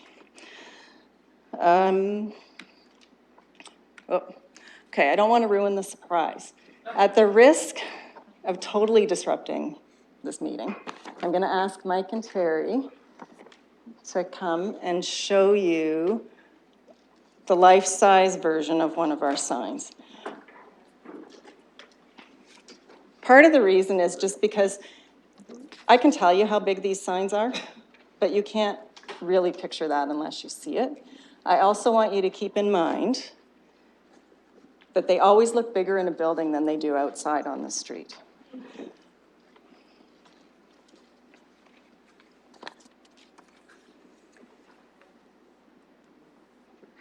Don't let it fall over. Okay, so that is our 4-foot by 8-foot sign. It would be typical of a development where there's actually going to be construction activity. So it has the image. You've seen that image before. It was on the web pages. And it includes, key information for people to identify whether they want to find out more. Thanks, guys. That'll be here till the end of the meeting, so if other people want photo ops, they can probably get them. I should note, this is a prototype. There may be technical inaccuracies on there. That's to give the idea what they look like. It's an old application from 2 years ago. It's not an OZ, it's a Z, stuff like that. But that's the site we were working with as we developed these products, so we just stayed with that. So here's the small version of our 4x8 sign on your slides. So they're larger, they attract interest, they're specific to the application. They provide key information in larger fonts. We had some criticism about the amount of information on these signs and that somebody driving by the sign might not be able to read it all. And we recognized that from the beginning. We also knew that if we provided, sort of had certain information pop out, that there would still be sort of at a glance abilities to see the major information, so you could take something away from the sign and investigate it further. If somebody's walking by this sign, they can stop and look at it for a few minutes and read all of the details. I already talked about the image on the sign. The plain language summary is the same as what you're going to see in the other products on the web pages and in the notices. And we're providing contact information and file numbers as well. And you can see, of course, nice and big at the bottom is the friendly URL, again, which links back to the site, the application-specific web pages. A lot of people ask the question, what are you going to do if the application changes? This is our solution, relatively cost-effective. Go out there, have the sign supplier stick a red sticker on there saying the application's being amended. This is where you can go for more information. And again, that leads you back to the website. And obviously, people could call the planner as well. That information will still show.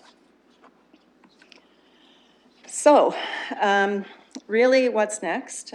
Tonight, we're seeking council endorsement of the recommended products and approaches related to the web presence, mailed notices, and signs. We're also seeking direction to initiate an official plan amendment for phase 3 of the project in order to implement the relevant requirements and permissions of the Smart Growth for Our Communities Act related to community consultation and giving notice for various types of applications. As Alana mentioned, at a future meeting, I think it's Mike will be bringing forward the plain language planning reports as a Lean Six Sigma project. And with respect to the items I've shown you tonight, we're hoping to start using these products around the end of July. Of course, we've got some internal details we need to work out, as well as some staff training, and then we have to wait for our first application to come in after we're ready to roll. And we'll also begin work on phase 3, including the official plan amendment. Thank you very much. Just one last quick thing. Jersey Smolarek and Lauren Sully in urban design did the lion's share of the work on the graphic production, and I think need to be recognized. And then clerks and communications were very involved in this whole process as well. It was a collaborative effort, and they certainly played a large role. Thank you. If I could also add to that, because I was supposed to say that, and I apologize, but we also had a lot of involvement from purchasing. Who did, IT. I don't know how many rabbits information technology services can pull out of a hat, but they pulled a lot out of hats for me in the last 3 weeks in order to get those web pages so that you guys could see them. So yeah, a lot of people. It's been a really collaborative effort, very cooperative, and we're pretty excited about the whole thing. Great, thank you very much. Committee, any technical questions at this point before we go on to members of the public? Councillor Turner? Thank you, Madam Chair. Through you, really quickly, I was trying to find it in the Planning Act. Is the requirement to actually give addressed notification, personally addressed notification to property owners, or to distribute notification within 120 meters of the application site? Sorry, through you, Madam Chair. It requires notice by first-class mail or by email. At this point in time, email notification for the first round would be really difficult because we don't have email addresses for all of the people who live within those 120 meters, but it does require a first-class mail delivery. It's specific to first class, so unaddressed ad mail in a city envelope that went to an address in a large swath that would cover all the areas wouldn't qualify as. Again, through you, Madam Chair, I would have to take another look at the exact wording in Bill 73, the Smart Growth for Our Communities Act, to see if it changed, but I do know that prior to that change, it definitely referred to first-class mail. Any further technical questions, Councillor Hopkins? Thank you. I just want to find out when we are going to be considering expanding the 120-meter radius. Is that going to be looked at now? I know it's in phase 3, but if you can expand on that a bit. Yes, through you, Madam Chair, the intended scheduling for phase 3, we're hoping to bring forward in Q1 of 2018. Helmer, then, pardon me, Cassidy. Thank you. So I'm trying to imagine what one of these signs would look like when the graphics are not quite as good, or if they're perhaps not ready when the application goes up. So a lot of applications come in, when the application comes in, the renderings are available, you've got good ones to choose from. These ones in particular show, it's cropped to show like very specific details, but then also a broader view. But sometimes we don't have that kind of quality or range of renderings available. So in a situation where there were low quality renderings, like perhaps really like lacking in detail, but showing the context of the particular redevelopment and the larger neighborhood, or something that might be blown out to the point where driving by it might not catch your eye, or it just would all be a bunch of gray instead of color and things like that. Have you looked at how that would look on the sign? I know they're designed to have no images at all as well, but I wonder what a bad image looks like, and at what point you say this bad image is worse than no image at all. Thank you for that comment. We had talked a lot about having standards around the images that come in so that we can use them on the signs, but we were focusing more on the technical details, like the number of pixels and, the aspect ratio. I think it's a really good point, and as we're developing our standards for the developers to adhere to, I really think we should keep that in mind. Councillor Cassidy? Thank you. I have a question about the common terms. So you had a separate hyperlink that you can someone can click on and they can see common terms and what they actually mean. And the reason this jumped out at me is because I saw the word in the plain language summary of what the application is about. I saw the word bonus zoning, and we use that a lot.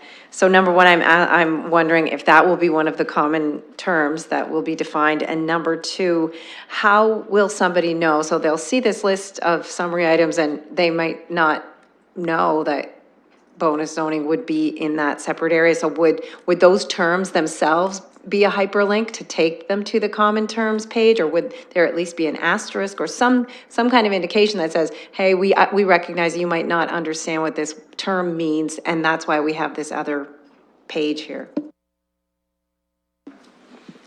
Madam Chair, this is something that we're just going to start to work on. So I can't say with any certainty right now, although my vision for this is the hyperlink. That seems to be pretty common, that a word is hyperlinked and you can click on it and it brings you to the definition. And in fact, that's how our zoning bylaw definitions work right now as well. In terms of bonus zoning, I've noted it. So that whole list of defined terms, we don't have that yet, but I've noted that so for future use. Councillor Hopkins? Thank you, Madam Chair. I think we're still on technical questions. When it came to were minor variances looked at? I know a committee of adjustments, at times there are applications that the community is concerned about, and just wondering if staff had a look at how we could advertise minor variances.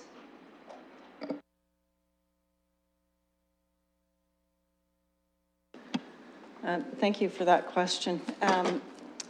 We deliberately, there were certain types of applications that we know are under the Planning Act that we did not review as part of this process. They include minor variances, consents, and site plans.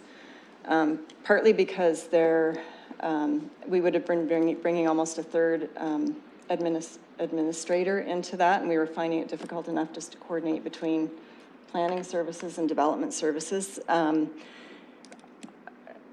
We certainly would intend that in the future, some of these products would also roll over into those other application types. We just we didn't want to bite off more than we could chew. So at this time, we haven't really looked at those types of applications specifically. They are a little different in that the process is so quick. And the volume is so high, especially for minor variances, that we probably wouldn't be able to sustain something like application-specific web pages for those. But certainly in terms of the appearance of the notices. We would hope eventually to roll that over into those other types of applications as well.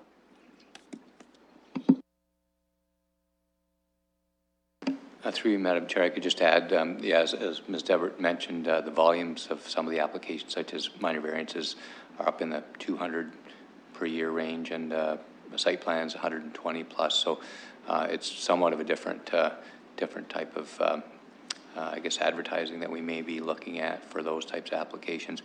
The other aspect of it is for site plans, they're not subject to appeal by the general public as zoning or official plan amendments or plans of subdivision are. So putting the signage up may be a little bit misleading in some cases, providing the public an opportunity to comment where they don't really have a right of appeal. So we are looking at those longer term, and hopefully we'll be able to make some changes in terms of at least the mail out notices, the formats, and the simple language and some of the other aspects that we're looking at for the planning applications. Councillor Hopkins? If I could just add to that, I think there are some minor variances that do have a public participation component to it, and I would think they would be important to look at. I can understand that there's quite a few of them, or can be, but I wonder how many that require a PPM, and it would be a great way to communicate that to the community. So I'll leave that with staff. Councillor Cassidy? Thanks, Madam Chair. I had a question written down and I couldn't remember what it referred to, but then I remembered. So under the part where we talk about posting notice in apartment buildings and things like that, Ms. Debbert noted that we can't make them do it. So our change says that we request landlords to post it. But I'm just wondering about Bill 73 and their requirement that at least 7, in buildings with at least 7 or more tenants, that it be posted. So is it not compelled in Bill 73, and therefore our request sort of piggybacks onto that?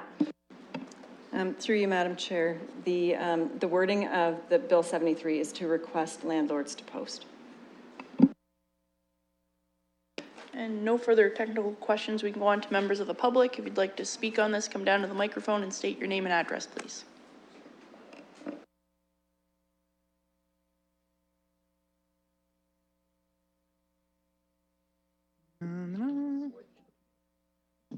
Hello. There we are. Sandra Miller, 32 Upper Avenue. As you know, I'm on the board of the Architectural Conservancy London branch. I'm not speaking for ACO, but it certainly, this issue was something that we've discussed. We are very pleased, very, very pleased with this whole project, and huge commendation and kudos to the staff, all the staff that were involved, planning, communications, et cetera, because I know it was, it's been a lot of work and a long-term process. It's something we've been hoping to see come about. I had a couple of, we did send a letter in last year, I think, and just had a couple of things that I wanted to note. Well, I turned my phone on. I should have done that earlier. I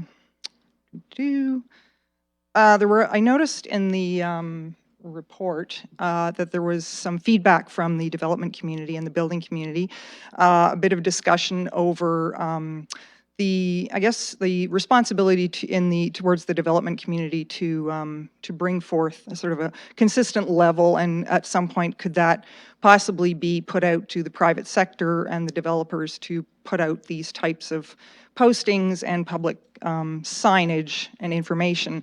And I would strongly recommend that this whole sort of project and this whole initiative stay very much within the civic realm, due to maintaining the clarity, the transparency, a consistency of information, and a certain consistency of documentation and resources for the public. I think if it were to go to the private sector or leave it to the developers and builders, you might get a real sort of range and piecemeal of information, whereas if it rests in the civic realm and the public sector, I think we'll be able to maintain a real consistent level of information, which sort of goes back to the whole point of this project, I think. The other thing, whoops, oh, don't die on me now, phone. There we go. Councillor Cassidy had mentioned the language issue, and of course, the longer you spend in planning meetings, as you know, the more familiar you become with terms and you pretend that you're a planner, but few of us are. We are very familiar with a lot of the terms, and as you know, the general public is not. I did notice on the summary of supposed clear terms, there were a lot of words that personally I would qualify as jargon, things like mixed use, public realm, et cetera, which obviously are familiar words, but in this particular context, really probably mean little or nothing to the general public who don't follow planning initiatives on a regular basis. So I would definitely urge you to revisit things that you may think are common terms, but really aren't, because mixed use means, I don't know, a recipe maybe to a lot of people. So that's something I would definitely recommend. I like the idea of linking terms. I know obviously it's more labor intensive, but I think it would go a long way to helping people.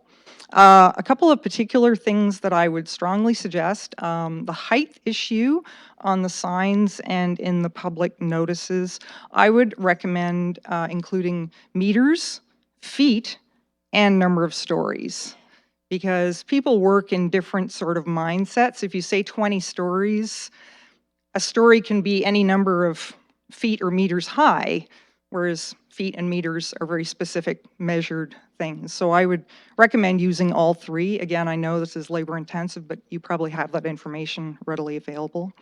Number of parking spaces, one thing that I would urge you to consider would be adding number of bike spaces.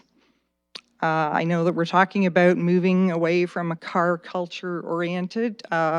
If you're thinking of including bonusing car share spaces and or bike parking, that would be something nice to add to the signage to sort of put out the impression that we are really supporting alternative and multi-varied transportation modes. So those are just a few things that I wanted to share. Again, kudos to the whole team. It's really a long overdue welcome. We're really looking forward to seeing lots of these huge, beautiful signs and participating in the process. The final thing about the community associations, I did notice that it said the list of community associations that the city is aware of, and I'm not sure how that list is kept up to date. I know that I belong to a brand new community association that isn't on the Urban League's map or their website, so I'm not sure how that list is maintained or kept up to date in terms of contact information, but something else to keep in mind. Thank you. Thank you, all the way from Oxford Park, thank you. Any further speakers? Right over there.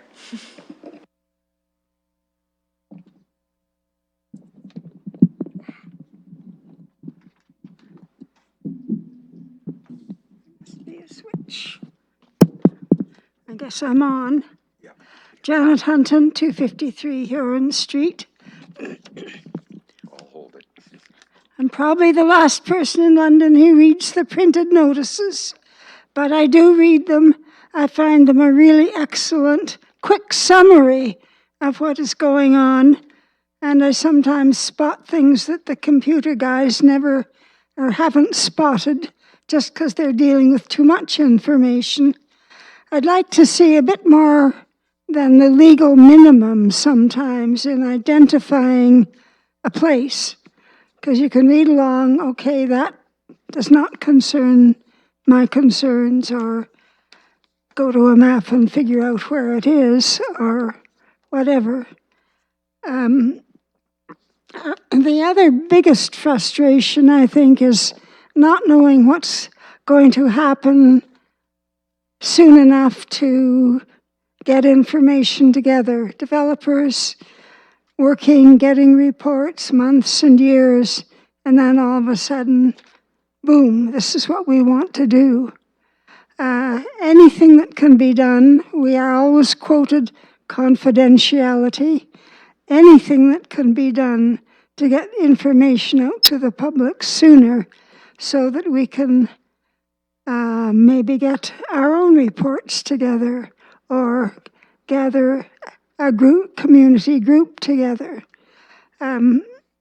This is as I think many of you know, a frequent source of big problems is having to do something at the last minute. Third point, I have a friend who is a computer geek who curses the city website up, down, and sideways because it's so hard to find anything. So I leave that with you for improvement. Thank you. Thank you, Ms. Hutton. Any further speakers? Mr. McBurney? Just let me get my notes.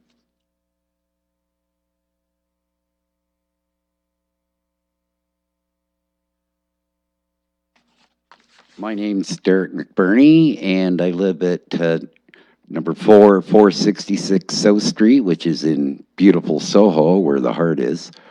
Like the other speakers, I agree there's been a lot of really wonderful work done here. But we're standing here and we're talking about having as many people as possible, citizens, be able to be involved in the process. And one of the things I couldn't help noticing, and other people have done, is we see in the process where November 24th, 2016, consult with the Urban League. And a number of us were looking for, well, who else did you consult? Right? Unless you belong to the Urban League, or unless you're on the Urban League site, you had no chance, no opportunity to have your say. And people would like to have had a say at that stage. Whoops.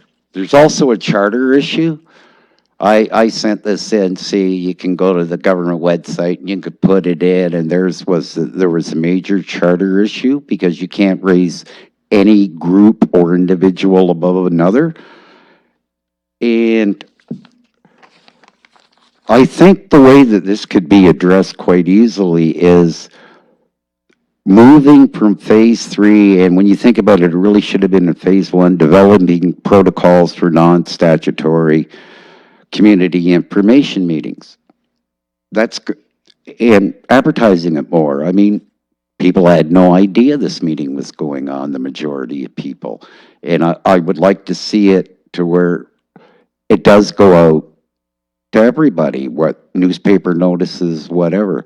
And that meetings, you know, I know it's a pain, I really do, but that you have to get to different parts of the city and you have to be able to give everybody, absolutely everybody, a chance at this part of the process. And so, once again, I would humbly beg you to move developing protocols to like sooner, to immediately. Let's get this in now before we proceed further down the road. Thank you.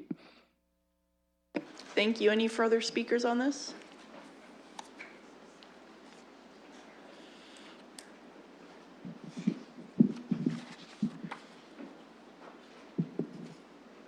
Mohammed Musa, 155 Thornton Ave.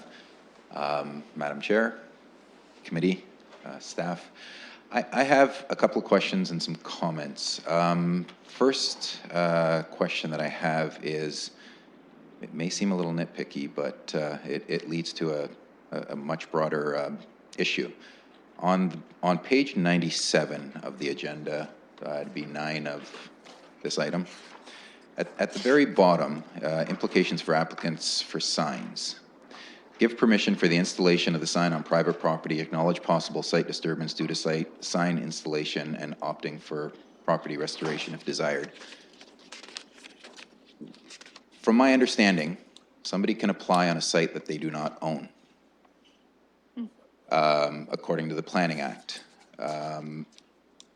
There is no, not forbidden for somebody to apply on something that they don't own.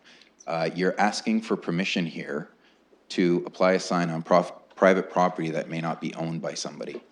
If I can just give you an example, let's say a certain developer, wannabe developer, from 3.5 years ago had waited to bring an application on hospital lands and another property that they did not own, how do you get the sign on that property?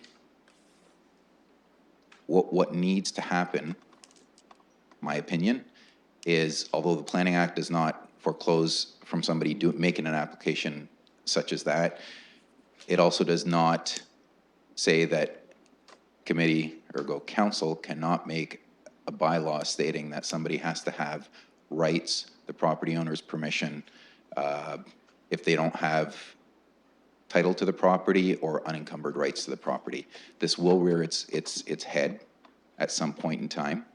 Not just, and that's why I'm saying it leads to a bigger issue. I'm not saying just with respect to signs, but other issues as well. I think that is something that needs to be taken a look at. Now on to the merits of this. Good job to staff. I like the fact that the jargon is taken out, the AODA requirements, so on and so forth. They've spent a lot of time doing this.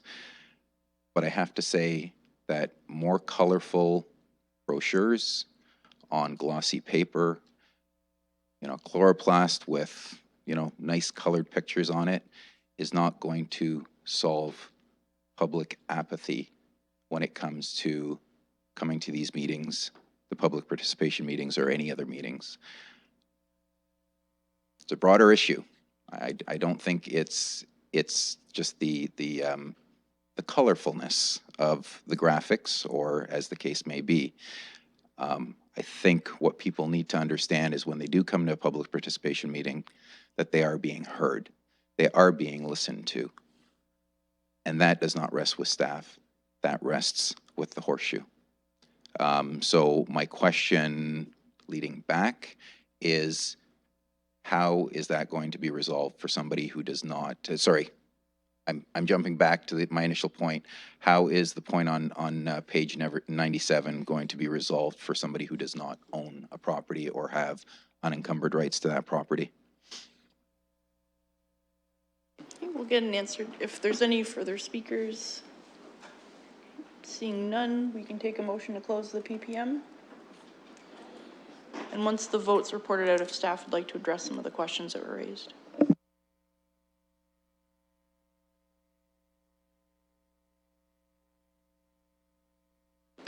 Closing the vote, the motion carries 5-0.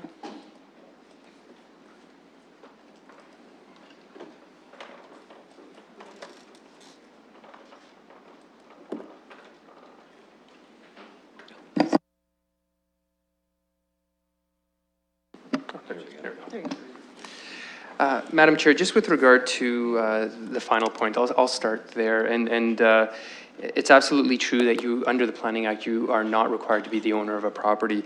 And perhaps as we create protocols for this in the very immediate future, one thing that we can ask for is permission from the property owner to allow to put the sign on the property. So that's something that we can work on, like I said, in the immediate future. I should note, though, that that issue is not different than it exists today. Someone could put up a sign on private property as part of their zoning amendment. Our sign is just a little bit bigger. But if we're going to be explicit about this, we might as well be explicit about getting the property owner's permission to put the sign there. Madam Chair, I think Mr. Yanchula can speak to the question about how community associations are brought into our knowledge. But I'll just add to Mr. Thomas's 6th point. I think that, as he pointed out, we're not creating a new problem with what we're presenting to you today. That problem exists right now in terms of the signs as they exist. If somebody's applying to or for a zoning amendment on someone else's site, then that problem exists today. First, I'd say it's very unusual. I've only seen it once, I think, in my experience here over 20 plus years. But I think what we would do in that case, if property owners did not want the sign on their site, we may look to adjacent properties to see if there's an opportunity there or something that the city owns in the in a reasonably close vicinity. One other point I would make before, through you, just asking Mr. Yanchula to answer that other question.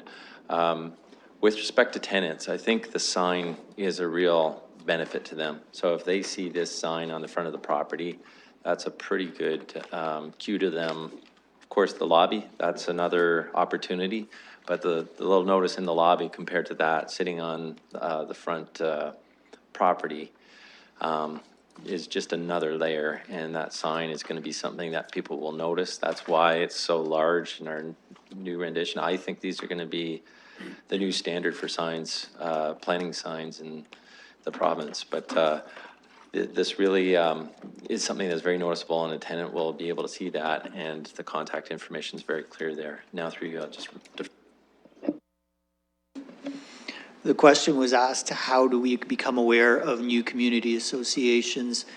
And the answer is we have two streams. One is through the Neighbor Good site that the Neighborhood Fire and Children's Services staff operate. And the other is through calls that come through or applications that are answered by an individual through DS, Development Services and Planning. So either of those channels come to us. Twice a year, we review the list of our community associations that we have. We go through and make sure that we have the contact information for them, and that's how it works internally, in case you're interested. Thank you. Looking to committee for speakers. Councillor Helmer. So first I want to say, I think we're making significant improvements into the public engagement process. I think it's a really good step forward. I do want to talk about the issue of direct mail notification of tenants, because I think that is something that we should be doing. It's not being recommended by our staff, and I'd like to suggest that we move forward with that. One of the reasons I bring it up is it's just a sort of simple matter of fairness. And I want to give some examples just so we get a sense of how different parts of the city are in terms of the makeup of renters versus homeowners. And I'm going to keep my comments limited primarily to planning districts that are in the primary transit area, where we expect a huge amount of intensification to happen, and where we're going to have lots of planning applications, right? So West London, this might actually surprise many people, but West London is the planning district, I think, that has the highest percentage of renters. It's at 75%. So 75% of all the households in West London are renting. Central London is 74%. I think that's probably what most people would guess if you had to ask them, you know, what is the area of town that has the highest percentage of households that are renting? And these are not all in apartment buildings, right? There's lots of people who are renting single detached housing. Carling, which is in my ward, is at 57%. Southcrest is 57%. South London is 53%. East London is 44%. Huron Heights is 43%. And then on the other end of the spectrum, an area like Hyde Park, where we have lots of planning activity, frankly, but it's more like subdivisions and sometimes also apartment buildings. As Councillor Morgan likes to point out, I think he has now 3 cranes going up in that area, is 4% renters, right? It is 96% homeowners. Stony Brook, which is also in the primary transit area, Hyde Park obviously isn't, Stony Brook is also 97% homeowners. And so you can imagine that, you know, if anything happens in any of those neighborhoods that are primarily homeowners, basically everyone in the area is going to be notified that it's happening. In some other parts of the city, in West London, Central London, basically my entire ward, about half the people or more will not be getting notified in a direct way. And so they have to rely on things like signs, and maybe a notice going up in a building, but as somebody who's lived in apartment buildings, I can tell you those things are not the most eye-catching or informative items in the building. Most people are zipping through the building as fast as they can to get to where they live. So I think it's actually really important that, especially in central London, where we're going to expect lots of intensification to happen, that the people who live in apartment buildings and are renting downtown, that they get notified that there's planning applications coming forward that are close to them. It obviously doesn't require us to notify everybody, and I think, frankly, the 120 meters being fixed, you know, in my experience, the taller the building is, the more people are interested in it, and perhaps you should have something that's like a ratio to the height to expand your notification radius, but if we're sticking with 120 meters, it's really just saying people who are renting immediately around this proposed application should be notified. And it's a very easy thing to do, to send mail to people to say, dear occupant, this is happening. You know, all kinds of advertisers do it all the time. They get direct mail to everybody in the city. And I'm sure that we as the city could do that as well. And I think it's important. It just gives people the very basics, whether they want to act on that or not, whether they want to go to the website to get more information or not. I think it's a very important step forward. And it's just a simple, basic thing that we should be doing to make sure that everyone who lives in the area gets informed about what's happening, and not just some people who happen to have the privilege of owning their condo or owning a house. It's not really property owners. I have a lot of property owners in my ward who own those rental properties, and they live in places like Calgary and Vancouver, and like they're not that interested, frankly, in what might be happening in local planning decisions. But the people who live in those buildings, I think they probably are a lot more interested. It's not to say people who are renting don't get notified. We've had apartment buildings come forward, proposals for apartment buildings, where people in adjoining neighboring apartment buildings have turned out and said, we don't like it, it's too tall, it's blocking our view. It's not like they don't find out about them, and I think the signs are effective. But I think all the different pieces that we have to do to inform people, advertising in the newspaper, the signs, direct mail, those are all things that will help us reach the most people to make sure when there is something that people are interested in, that they can get the information they need to engage in the public process.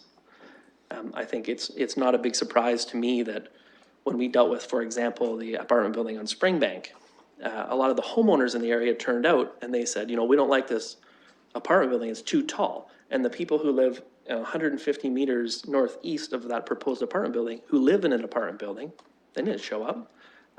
We were essentially talking about apartment buildings similar in height to what they live in. And I thought the fact that nobody turned out from that building was illustrative of what the problem is with notice in terms of reaching people.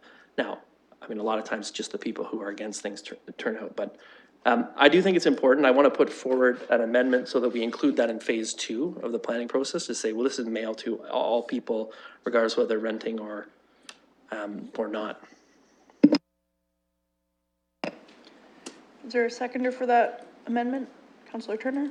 Okay. You want to speak to the global report or to the amendment? Both? Go ahead.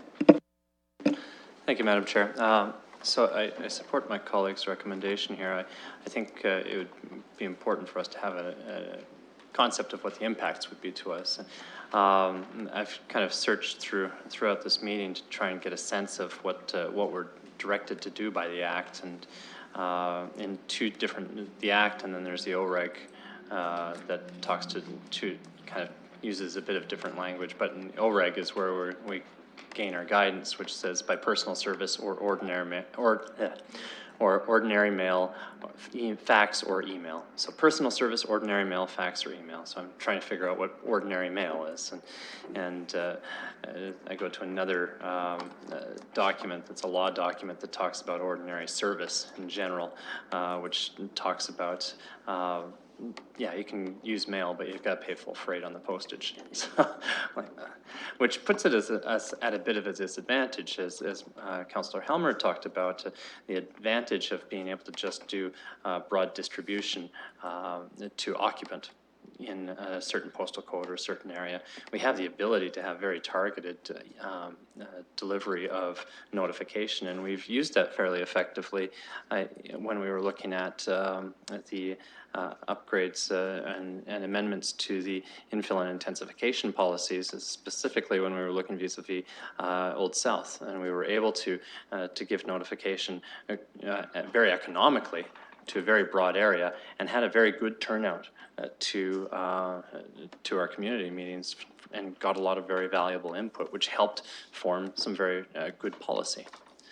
So I've had this concern for some time, and Councillor Helmer has articulated it quite well, that we're not getting to everybody and getting to the people who would be most interested. It's not just property owners who are interested, and I think that that shows a significant bias in the Act, because it seems to recognize rights of property owners, but not necessarily residents. And I don't see those as necessarily different, because I think anybody who's a resident in London is a citizen of London and has the rights and the privileges of a citizen, not necessarily just to those who are property owners. And property owners could easily be out of town. They own a property here, and we've got to mail them someplace in Kitchener or Toronto or wherever they happen to be where they own the property. So I think it's really important for us that we expand that reach and beyond just the, hey, you've got more than 7 units post, could you please? Because I don't have a lot of faith that that will occur in a lot of circumstances. And I'm glad that we're looking at doing it to all property owners who have tenants. I think that's important, but I'm kind of curious as to what the uptake is. Through you, Madam Chair, I think we had asked before if that might be something that was considered. One of the reasons it didn't go that way was because of expense. Do we have a sense of what broadening that to tenants or any residents within that area? I think the difficulty was we may not have a list that might be accurate, but the MPAC has the voter list, and so it should be the same thing. Mr. Fleming? Madam Chair, my understanding is we don't have a reliable list of all of the tenant addresses, and that is one of the issues that we grapple with. There are sublets that occur sometimes, so that the person that's occupying a unit might not be, in fact, a sort of formalized renter. There are accessory units that are coming down the pike. There's triplexes, fourplexes with addresses that we might not be aware of. I don't think that and I could be wrong here, but I don't think that what we get from MPAC shows all of the tenant addresses specifically, the tenant names. So there may be some options that I'm not aware of, and I know that some of those more mass mailing opportunities might be one that we could look at. There would be a budget implication, certainly, if we're now moving to tenants, and that's not something that we've assessed fully. And there's that logistical issue that I just mentioned, and what I am concerned about, if we have a policy that says that all renters will receive notice, and we're unable to provide that, what does that do in terms of the potential challenges to any kind of official plan amendment, zoning amendment that's brought forward where they could show that we didn't meet the requirements that we've introduced in an official plan policy around notice. So if you wanted more advice on that, certainly legal would be the right group to work with. Perhaps there are some other options. If the direction is for us to explore further, we're glad to look at that, but I would suggest that there's some, I think, very real issues that we should look at before we move down this line. Thank you. That's helpful. Moving on to another piece, Councillor Cassidy talked about some of the key terms. I think if there's a key term brought up right at the beginning of that application, it may be helpful if that could be explained. Zoning amendment. What does a zoning amendment mean? What does an official plan amendment mean? Really quickly in plain language terms right in the document rather than in a link to another site.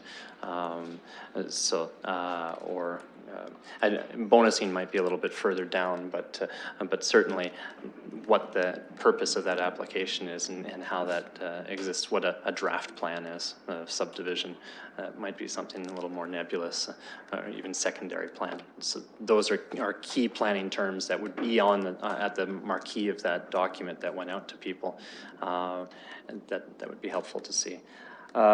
So those are the big ones that Mr. Musa talked about how a lot of the being heard part rests at the Horseshoe, and I agree with that. I think with respect to does this solve the problem, I think we have to take every effort to try every aspect of making sure the public's engaged and know what's being proposed.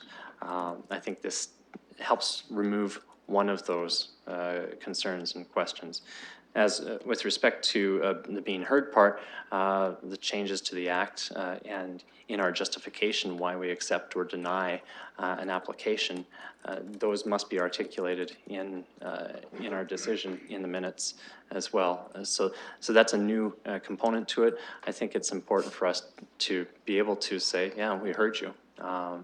That might be harder to say sometimes, but I think it's something for us to keep in mind. And there's also a difference between being heard and doing what we've been asked to do, but That's always the challenge of sitting at this table. So I'm intrigued. I think it's important that we do try to figure out how to make sure that we address residents instead of just landowners themselves. Councillor Cassidy. Thank you, Madam Chair. So my only concern with Councillor Helmer's further direction is if there are really big budget implications to this, will it have an effect on the entire project? And I don't want to see that happen. I want this continue to move forward and to move forward quickly. So Councillor Turner had spoken earlier about does it have to be first-class mail? So I know I wonder if Civic Administration has anything to say about other options for notification. If there's a bulk mail option, since we're not compelled by the Act to do first-class mail to apartment buildings, I certainly don't want to treat tenants versus owners as second-class citizens or anything like that. I want to ensure that they would get notification in the same timeline and all of that. But if there is a way we can do it cheaper, but get them the exact same timeline, same notification and all of that. And I also want to ensure when we're talking about buildings, we are only talking about rental buildings. So our condo owners in a high rise, do they get notifications simply because they are homeowners? So we could have a huge multi-unit building, but simply because they get their own notification sent directly to them. Is that correct? Madam Chair, that is correct. So it goes to the property owner and we go to the, again, to the assessment data that provides us with the addresses and the property owners. I would say I'm not exactly clear on what the motion being considered by the committee is, but if it's for us to go back and explore what the opportunities are, or for it to be in the next phase of the process, then we'd be able to, as the councillors just described, move forward with what we've brought today and then explore that opportunity or a way of addressing the tenant issue, and we'd be able to at the same time bring forward the cost implications of that, if that's in order with the motion. So the way D is worded, the Civic Administration be directed to include notification of tenants by mail in phase 2 of the improvements to public engagement in the planning process. So, Madam Chair, this is phase 2 right now, so if that sounds like just making it happen. I'm going to let Councillor Helmer take the floor so he can explain. So, first of all, I want to start with, mailing people things is a very easy problem to solve, just in general, right? We have an entire organization in the country and many private operators that deliver things to people all over the place. It's not difficult. We are in fact required to send rental reduction notices to tenants this is a requirement of the Residential Tenancies Act, and our property tax office sends those notices directly to tenants already. So, there's an existing mechanism now that's statutorily required to provide notices to tenants about certain things, and they have to get these rent reduction notices when their rent is required to be decreased by the landlord. You can imagine why tenants would like to know about that directly, because if you relied on telling the landlord to then tell the tenants, they might not mention it. And they might not reduce the rent, and the tenants might not know that their rent was supposed to be reduced. So that exists. We sent, for example, last year in 2016, we sent 1,500 rental reduction notices from the property tax office. Yes, it is hard to get current name information for tenants. That's fine. Just send it to occupant, and I'm pretty sure that's what the property tax office does. They don't know exactly who's living in the units, but they're going to mail to all the individual units. It's not perfect, and that's okay, because if this is the only thing we were doing around notice, and it's not, we're doing all kinds of other things, I would be more concerned about, well, what if it's not perfect and the delivery is not perfect? That issue exists now for mailing to homeowners. You can mail to a homeowner and they didn't get it. For some reason it wasn't delivered. And we have that exposure already. Certainly it increases in the sense that we're now telling more people about it, and so but the risk, the 100% risk on the other hand, is nobody receives a direct mail notification. And I would rather hit 95 or 98% of people getting the mailing versus 0, because we decided we're just a whole class of people are not gonna receive the mailings. we have been dealing with this for quite some time. I had to pull up a report from 2015. This is March 2015. And I do have to take some responsibility at that point to not just say to our staff and bring forward a motion at that time to say, like, we need to do this direct mail piece. I wanted to think about it at that time. You know, there was a report that talked about what the costs were. My recollection is it was around $9,500 was the estimation. It was using something like $2.12 or something though for the per unit mailing costs, and that seems high for me depending how you do the mailing, but whatever, that gives you some ballpark.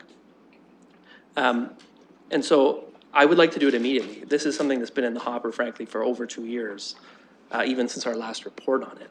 And I don't think it's a difficult thing to do. I think we can do it pretty quickly. And I think we should do it quickly because it's something we should have been doing for a long time.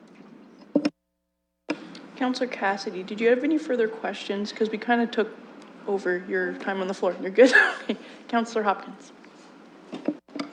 Thank you, and I would definitely be supporting item number D. I have had a concern about how we notify or how we do not notify tenants in buildings or homes.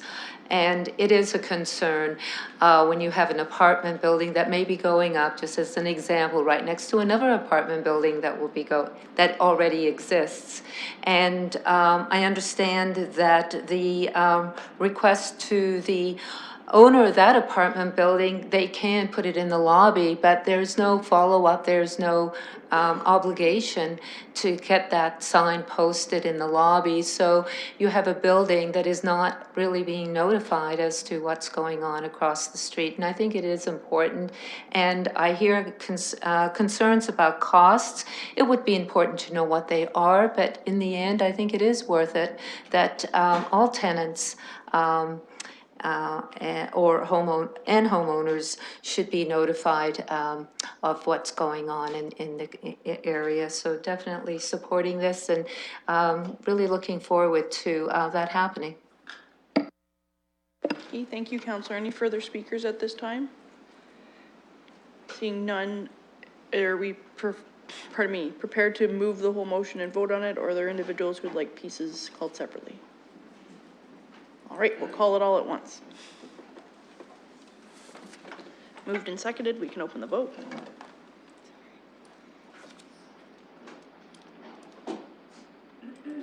Closing the vote, the motion carries 5-0.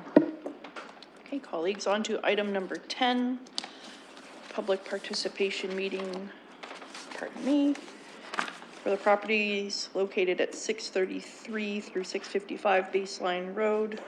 All the odds anyway in those numbers. We'll take a motion to open the PPM. Moved by Councillor Turner, seconded by Councillor Cassidy. Thank you, and we can open the vote.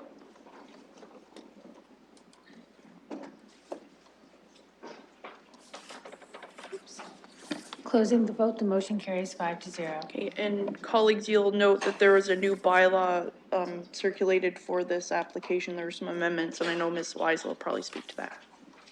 Ms. Wise, whenever you're ready.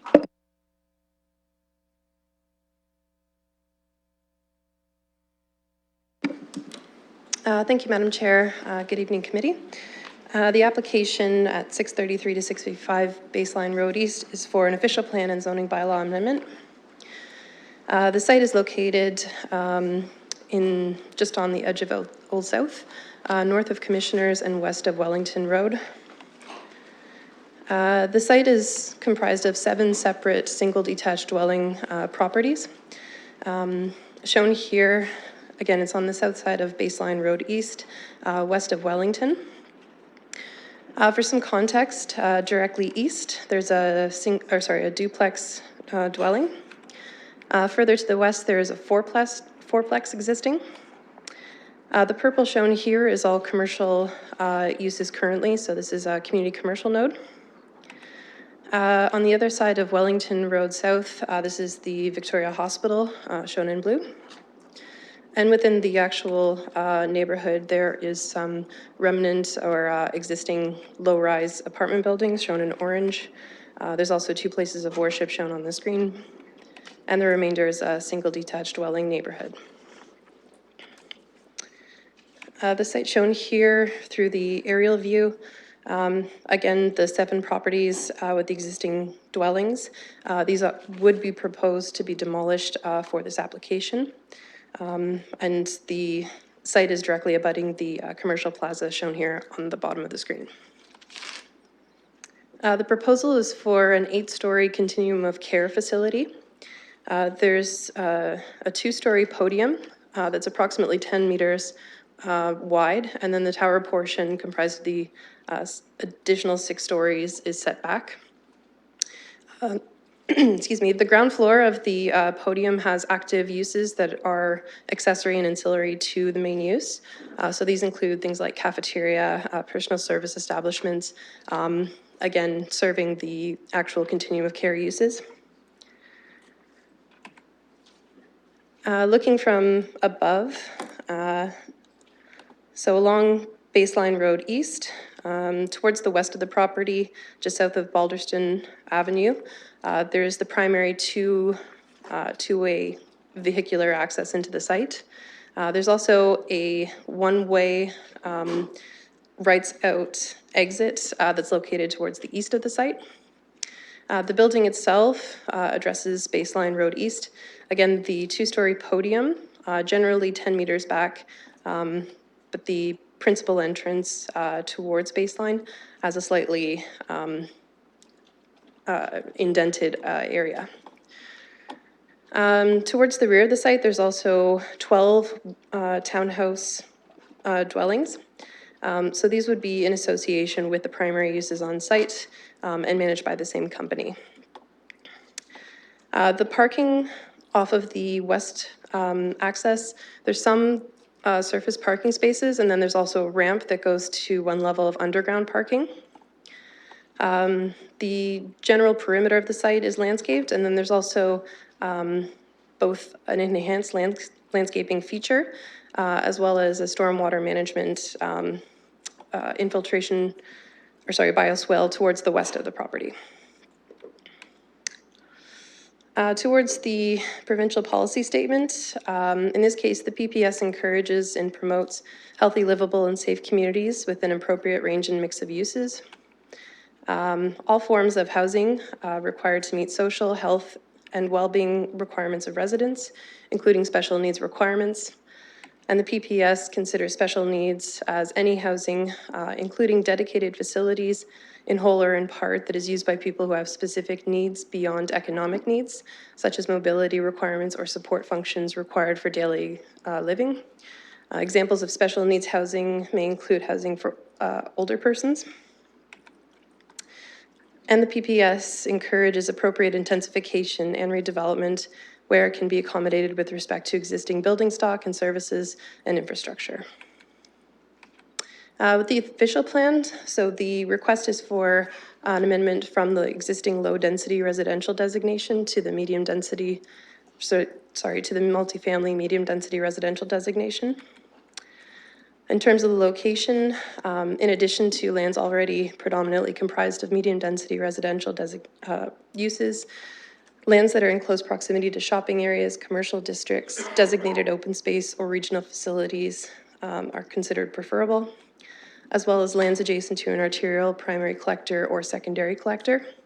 So in this case, the site has proximate distance to the regional facility.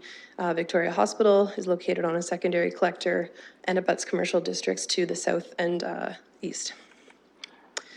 The uses within the multifamily medium-density residential designation include row houses, cluster houses, low-rise apartment buildings, rooming and boarding houses, small-scale nursing homes, rest homes, and homes for the aged. As well, the medium-density residential designation includes greater variety in housing choice at desirable locations in the city. With regards to intensity, in the medium-density residential designation, generally the consideration is up to 75 units per hectare. In this case, because the continuum of care use is consisting of a number of uses embedded within, the density is based on number of units as well as a bed equivalent. So in this case, there are 120 beds proposed for the nursing home component. This is at a 3-to-1 ratio, so it would equate to 40 units. There's also 30 seniors apartment units, so that would be a fully contained unit, whereas a nursing home wouldn't have something like a separate kitchen. And the 12 townhouses at the back. So this would equate to 82 units total or 68 units per hectare on the site. In terms of form, generally the medium density consideration is up to 4 stories. This can be increased through site-specific amendment, including demonstrated compatibility and or the use of bonusing provisions. And in this case, the Chapter 10 for a specific policy is requested and required to allow for the 8-story consideration on this site-specific basis, where the intention is to maintain the designation of the site and where a higher intensity designation may be detrimental. Looking to the London plan, the site shown here is in the neighborhood place type and is located on a neighborhood connector. The blue along Wellington is a rapid transit corridor and the purple is the institutional uses. The permitted uses within the neighborhood's place type on a connector range from single detached dwellings, semi-detached dwellings, duplexes, triplexes, townhouses, and small-scale community facilities. And the form is contemplated up to 2.5 to about 3 stories. So in this case, the townhouse component would be something considered under the London plan. However, the 8-story does exceed the intended contemplation under that place type. Looking to the initial proposal, so this is what initially came in. It was a 10-story form. It was located 0.8 meters from the front yard setback, so it was right on the street line, and it offered very little relief in terms of a podium. The initial request came in for multifamily high-density residential designation and a proposed R97 zone. Through the consideration and discussion with planning staff, with some of the community concerns that we heard, as well as the comments from the urban design peer review panel, there was a revised application provided. This reduced the height from the 10 stories down to 8. It increased the 2-story podium significantly, setting back the tower to that 10-meter portion. It also moved the building off of the street, the front boundary, back about 6 meters. And because of the change with both a reduction in height as well as density, the revised application was for a medium density residential designation with consideration for the R65 zone and the bonus. So the R65 contemplated apartment and townhouse uses through the same zone on the same site and was used as a benchmark for the consideration. The recommended action is for the medium density residential designation. However, the specific policy is for the increased height. This is a Chapter 10 policy. And excuse me. And instead of the proposed R65 zone, the intention is to maintain the underlying R16 zone and scope down the permissions as well as regulations to this specific development, which wouldn't contemplate any alternative type or form of development without an additional planning application. Some of the issues and concerns that we've heard from the public, this is specific to the revised design, but also echoed from the initial. One is that the building design is too high and dense. It's also located too close to the road. It's not compatible with the streetscape along Baseline. There's concern for increased traffic in a high traffic area. This affects turning movements on Baseline Road East, so that's also people entering and exiting their properties. The bonusing requested is not reasonable for the provision of bonusable features. There's concern for noise, lighting, garbage, and reduced privacy with the development. There's inadequate setbacks and buffering, an undesirable demographic, and precedent-setting development. And also concern for impact on property values. So just getting into one or two of these very briefly. There was a transportation impact assessment provided with this application. The anticipated generation during the peak AM period was 42 trips, including 20 inbound and 22 outbound. The peak PM period was 66 trips, including 32 inbound and 34 outbound. There's also a left turn lane proposed along Baseline Road to enter the site from the westbound traffic. And the Baseline Road and Wellington Road intersection overall will operate at an acceptable level of service with the exception of the westbound left turn movement during the peak PM peak hour. So this is along Baseline moving towards the Wellington intersection westbound, so turning left on Wellington. The TIA also proposed signal timing optimization. So this is for the consideration of the Transportation Department for further optimization. The recommended zoning, so there's the residential R16 that'll be maintained, and then this particular development will be implemented through the bonus zone. The permitted uses include continuum of care and townhouses. The bonus zone bonusable features include enhanced urban design, underground parking, enhanced universal accessibility, the use of low impact development LID features, enhanced landscape open space, and enhanced landscape open space. The recommended zoning bylaw amendments shown here with the R16. And as the chair noted, there's 3 requested changes. So this has been brought to you by a revised amendment. The first is a reduced front yard setback from 6.7 meters to 6 meters. And this was to take into consideration the road widening dedication. The second was reduced provision of landscape open space from 37% to 34%. And the third was a reduction for the rear yard setback of the tower from 22 meters to 20 meters. And if the committee would like to consider that, I think it would have to be done through the amended bylaw, sorry. Thank you.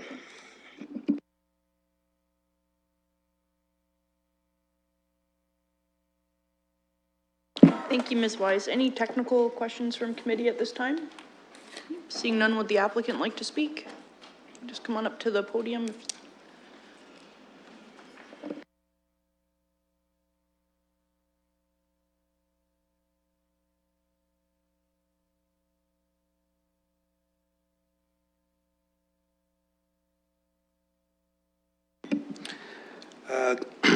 Good evening, Madam Chair and members of the committee. My name is Brian Blackwell. I work for Stantec Consultant, and I'm the agent for Seasons. I'd like to, Madam Chair, we support staff's recommendation, and I'd like to thank staff for working with us on this application. The plan in front of you has evolved from our initial application. We've worked with staff on where the building should be located, the setbacks, the building design, the height of the building, the podium, the elevations fronting onto Baseline.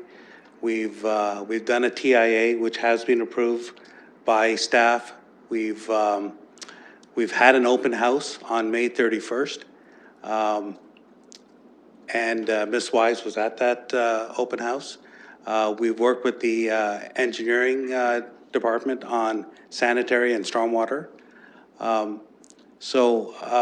We just wanted to say that we feel that this development fits the community, and if there's any questions, I'd be happy to answer. Thank you, Mr. Blackwell. Any questions of the applicant at this time? Seeing none, we can go to members of the public. If you'd like to speak to this, if you could come to the microphone and state your name and address, please. Good evening. My name is Gina Kapusovic. I reside at 345 Balderstone Avenue and would like to speak in regards to this proposed building by Seasons Retirement Communities. I spoke with a number of my neighbors. Unfortunately, none of them showed up. We do have some concerns. Specifically, I have some concerns. My main concern is the building height. Initially, it was 10 stories, went down to 8 stories.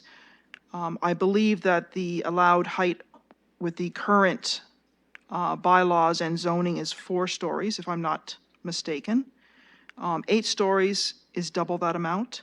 Yes, there is the two-story podium where it won't be as much in the forefront towards the street as the initial proposed plan.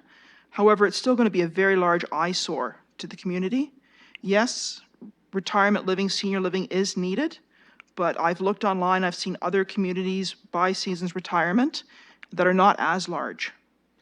What I am hoping to do is perhaps scale down the height of the building. That's what I would like to request. The other concerns I have is with the traffic. Currently trying to turn off of Balderstone left, which would be putting you east towards Wellington, is dangerous at times, specifically in the afternoon between 4 p.m. and 6 p.m. There's been several near accidents with the way the traffic currently is. If this was to go ahead, perhaps there could be some sort of traffic initiative put in, another stop sign, traffic lights. I'm not sure what you would be able to do. The other concern I have is the property values. There's a number of us that have taken great care in our property, done a lot of renovations to increase our property value, and with something this large coming into the community, we're afraid our property values are going to go down regarding this. We love living in the Old South. Yes, this is on the outskirts of the Old South. Still, it is the Old South. We like the single-family units. Given there are also some residential units there, that the smaller apartment buildings and such, but they blend in with the landscape. This particular building, in my opinion, would not blend in with the landscape given its size, particularly the height. Thank you. Thank you. Any further speakers on this? Okay, seeing none, we can take a motion to close the public participation meeting.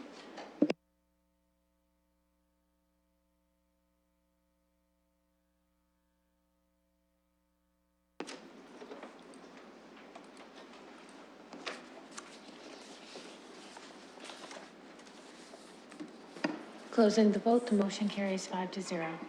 Looking for speakers committee. Councillor Helmer. Thank you. I wonder if our staff could speak. I've just pulled up the place type map for the London plan. And I know along the Wellington corridor, you know, the width of the rapid transit corridor place type varies quite a bit depending where we are. In around the intersection of Wellington and Commissioners is quite large and goes pretty far west. In this area, it's not so wide and it stops, I think, immediately adjacent to the properties we're talking about. Here, these are still in the neighborhood place type. And I just wonder, when we were designing the corridor and looking at opportunities for intensification, these were obviously left in the neighborhood place type, and I wonder why if you could speak to that, because if it was in the rapid transit corridor place type, which is immediately beside it, the height would be allowed. So I just wonder if our staff could speak to it. Madam Chair, in general, when we identified the rapid transit corridor, we used the properties that front directly onto that rapid transit boulevard. And then we introduced policies that said interpretation could be applied in order to add additional lands. That would be done through a zoning amendment process. In general, though, the idea is that those lands would be contiguous with those properties that were fronting onto the rapid transit boulevard. In this case, we've given some consideration, recognizing London Plan's not yet fully in effect, that this is close to rapid transit station, as Ms. Wise pointed out, and something that had a lot of consistency with that notion of the rapid transit corridor and where you might expect greater heights. And particularly if you were to look at page 182, for example, of your agenda, you can see that this property really does back onto the commercial lands, which I think the councillor is pointing out is fully in the rapid transit corridor. So we thought there were a lot of arguments that could be made to indicate that this is an appropriate type of use consistent with the overarching goals of the London plan, that rapid transit corridor and proximity to the rapid transit stations. Looking for further speakers. Councillor Turner. Thank you, Madam Chair. Thank you, Ms. Kapusiak, for joining us tonight as well. When I got this application, it was the first thing that struck me as well was the height. I do recognize, and I think it is an appropriate site for multifamily development in here. I think the assembly of land seems appropriate. The question ultimately becomes, when we're looking at the bonusing, do we provide the maximum amount of bonusing at each point, or do we say what's complementary? Someplace between 4 and 6 stories, or keep going to 7 or 8, recognizing that we brought, through discussion, you were able to move from 10 stories down to 8. How do we gauge what that appropriate height and elevation is within a neighborhood and within that context? I think it's closest. There are 3 and 4 story walk-ups within close proximity. The larger apartment buildings themselves are further down north on Wellington, or just on the offshoot streets off Wellington, but this would be certainly the largest of its size for some foreseeable distance. Thank you, Madam Chair. There's a lot that goes into these, and oftentimes we planners also turn to our other professional colleagues, the urban designers, the urban design peer review panel, our transportation colleagues. As part of these, we also review the reports and studies, things like shadow impacts, traffic impacts. And if we do notice that there are impacts, then we try to eliminate them by reducing the height, in this case by 2 stories, or by mitigating them as much as possible. So in this case, by putting a 2-story podium along the baseline road east for that interface. And again, then seek the professional opinion of some of our other colleagues. So it's a bit of a collaborative effort, and in this case, we think we hit the right notes with the 8-story recommendation. Thank you. So, I mean, for myself, I think 8 just goes a little bit too far. I recognize this has a lot of the notes that was associated with the development at 420 Fanshawe, and that was on an artery, and that was 4 stories, which I thought was appropriate. This is a secondary collector, and this is 8 stories without any comparable and adjacent uses. I think looking for infill, intensification, density, these are all appropriate tones. I think having something here is quite appropriate. One of the other concerns I think was raised as well was with respect to traffic.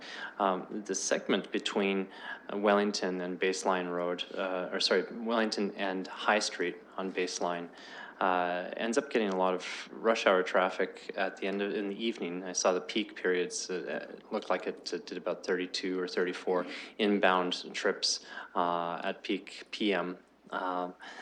One of the issues is that the stop sign at High Street ends up creating a significant backlog of vehicles that queue basically 2/3 of the way, maybe almost 3/4 of the way to Wellington from Baseline. So I was wondering if there might be some commentary on that, because there will be some cumulative and additive traffic effects on that. Normally I don't comment on traffic. I think that's usually one of the things that's one of the first concerns, but there is a notable backlog from the High Street stop sign at evening rush hour. Through you, Madam Chair. The staff reviewed the transportation impact assessment study, and one of the recommendations is to provide a westbound left-hand lane, short left-hand lane into the site, which will be separate from the through lane. So even if there was, although they did not investigate the High Street and Baseline, even if there is some backup traffic, it should not conflict with the traffic that is entering the site during the peak hour periods. It is acknowledged that, yes, this section is a bit busy, but the traffic that will be added and generated from the site is small compared to the traffic on the road. Thank you. Thank you. So I do recognize the traffic impact on the building itself is small, and I appreciate the left turn lane in. I think that those will all be helpful.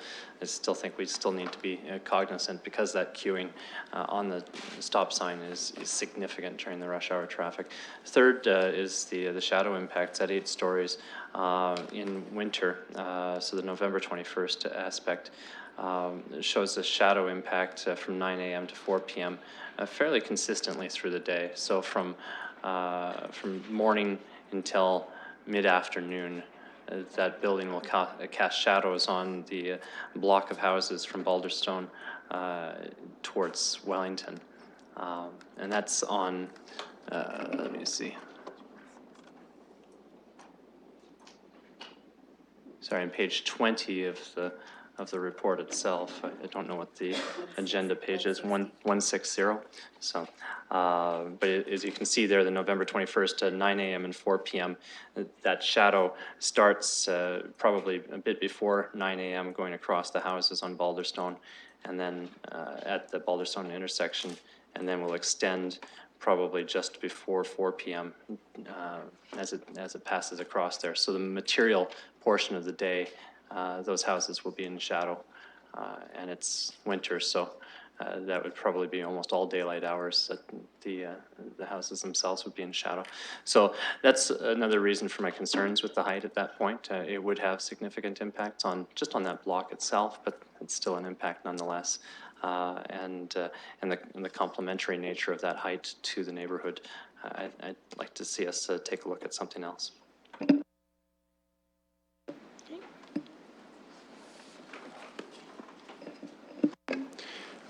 Through you, Madam Chair, I just wanted to bring up 2 points, particularly as it relates to the height.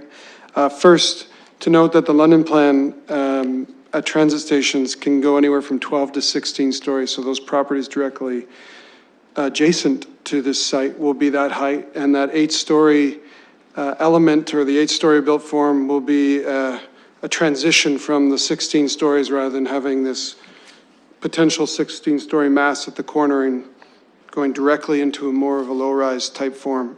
So just to be cognizant of that. And then the second bit around the shadowing, certainly the sun is quite low, and so the shadowing gets much more projected during the December timeframe. But also to note that some of that shadowing is also directly attributed to the houses that are there.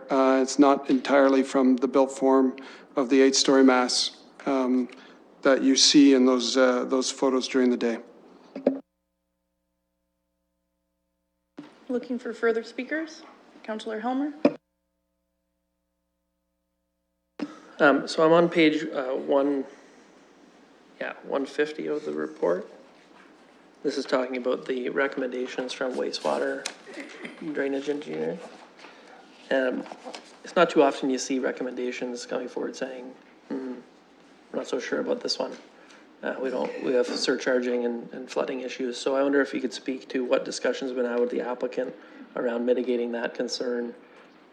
Wastewater and drainage engineering says we're open to discussions, and I just wonder what's happened, if anything.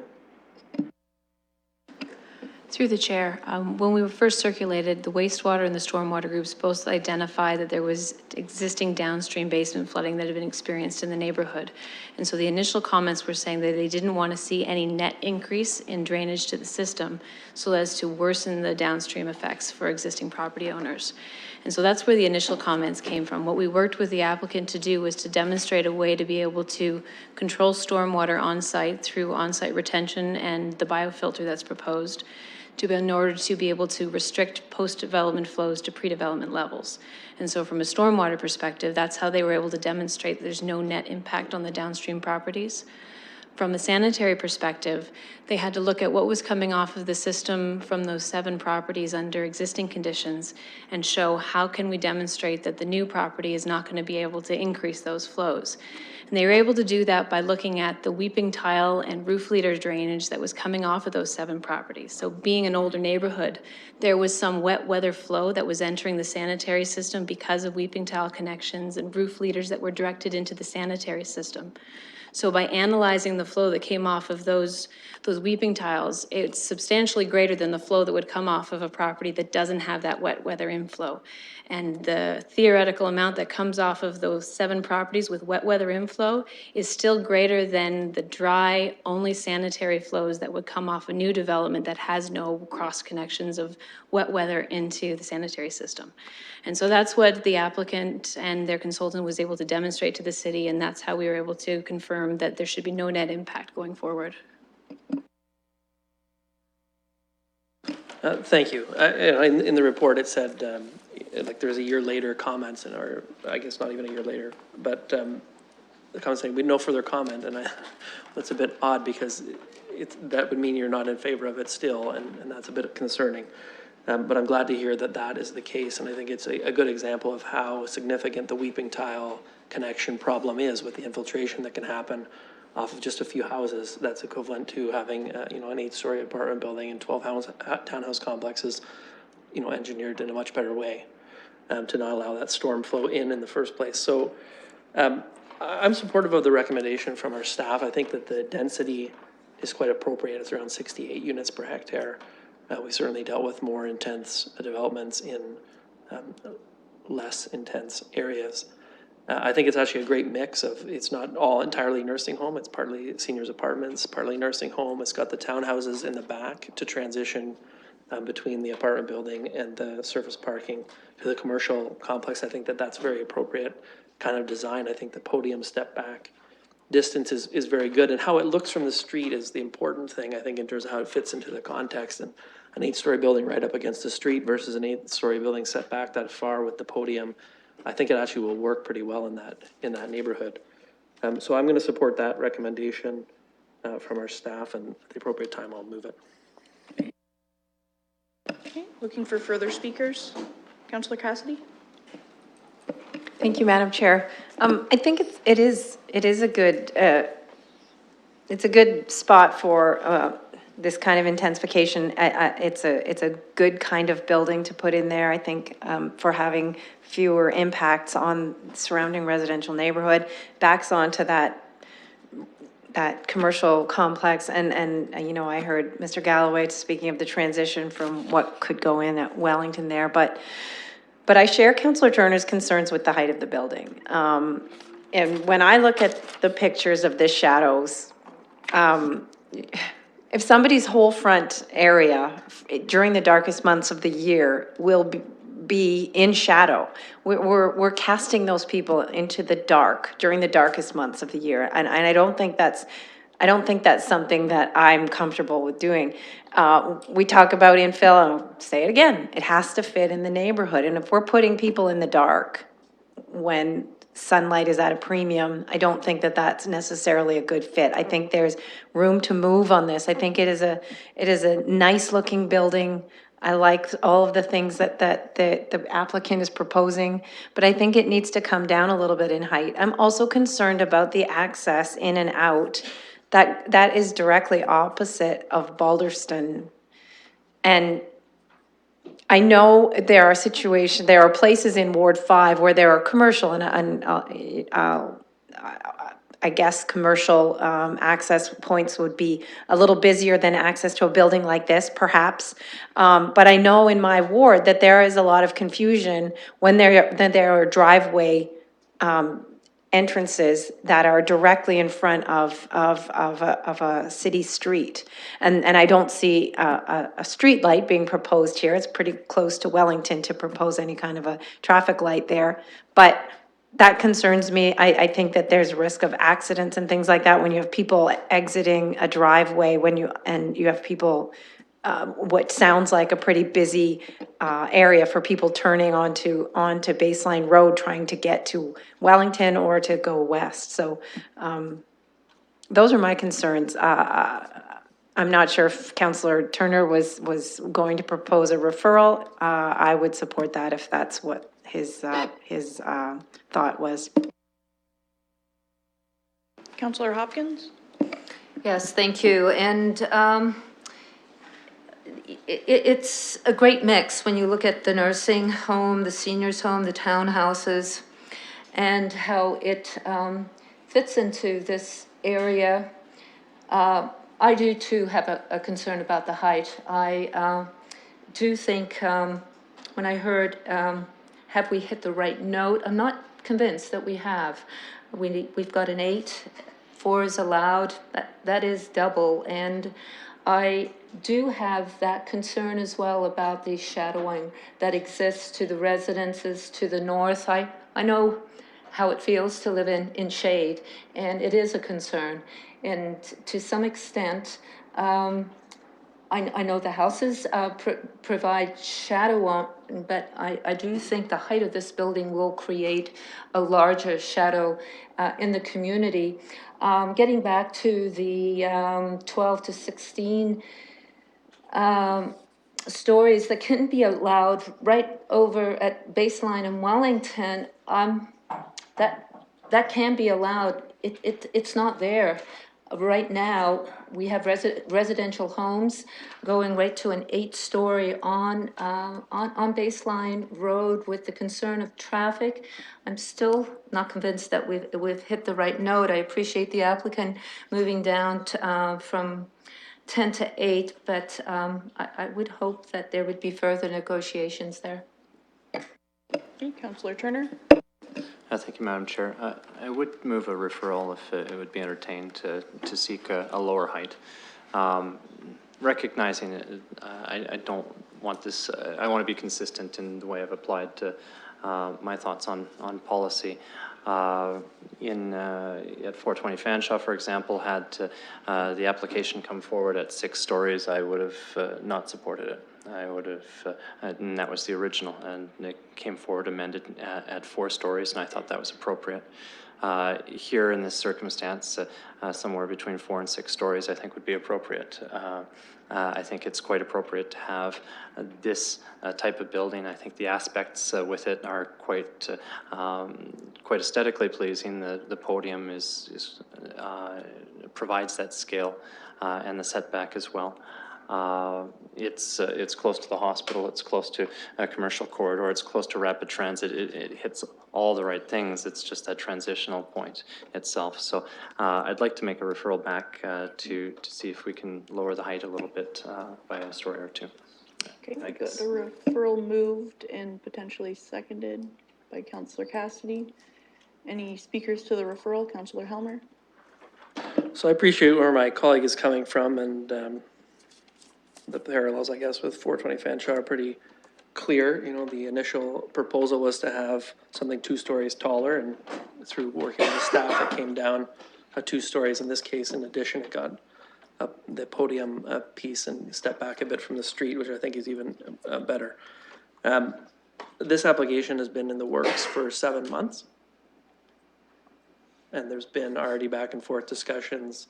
The application was actually accepted in November 2016. So as I said, when we were talking about 420 Fanshawe and a referral, I think that's a bad idea. I think council needs to decide on this particular application. If you think it's appropriate, vote for it. If you think it's not appropriate, don't vote for it.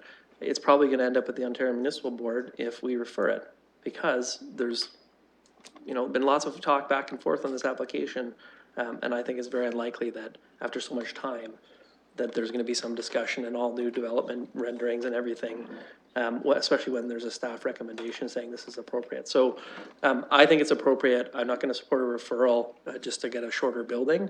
I think what I would like to see around the issue of the shadowing is frankly the status quo, and then show because there's a lot of shadowing, as our staff have pointed out already, from the existing buildings. And right now we're just looking at it as though all the shadowing is being created by the 8-story building. It's not the case. So if that's really the major concern from my colleagues, I think it perhaps is a bit overblown.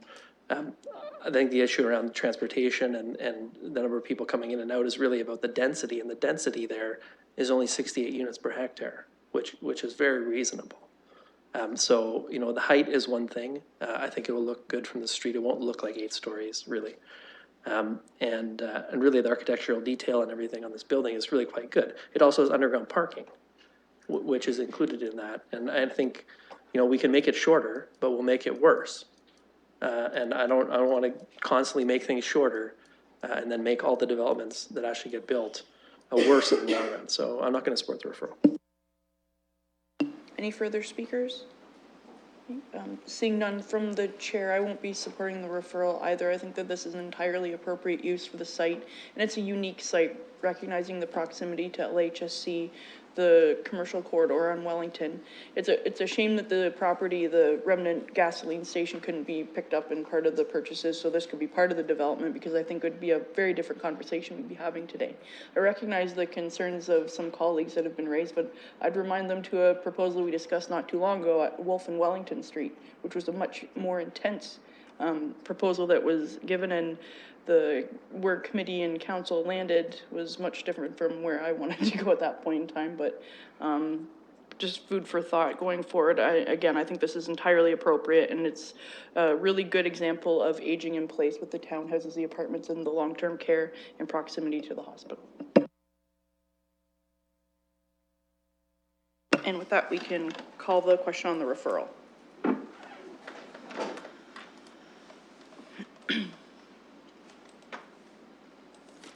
Closing the vote, the motion carries 3-2. Alrighty, and with that, so this has been referred back to staff and it'll come forward at a future date. Subject to council approval, and that'll be on 26th. So any further or additional business? Seeing none, we can take a motion to adjourn. Councillor Cassidy, moved by Councillor Hopkins, thirded by. All in favor? Thank you. We're adjourned.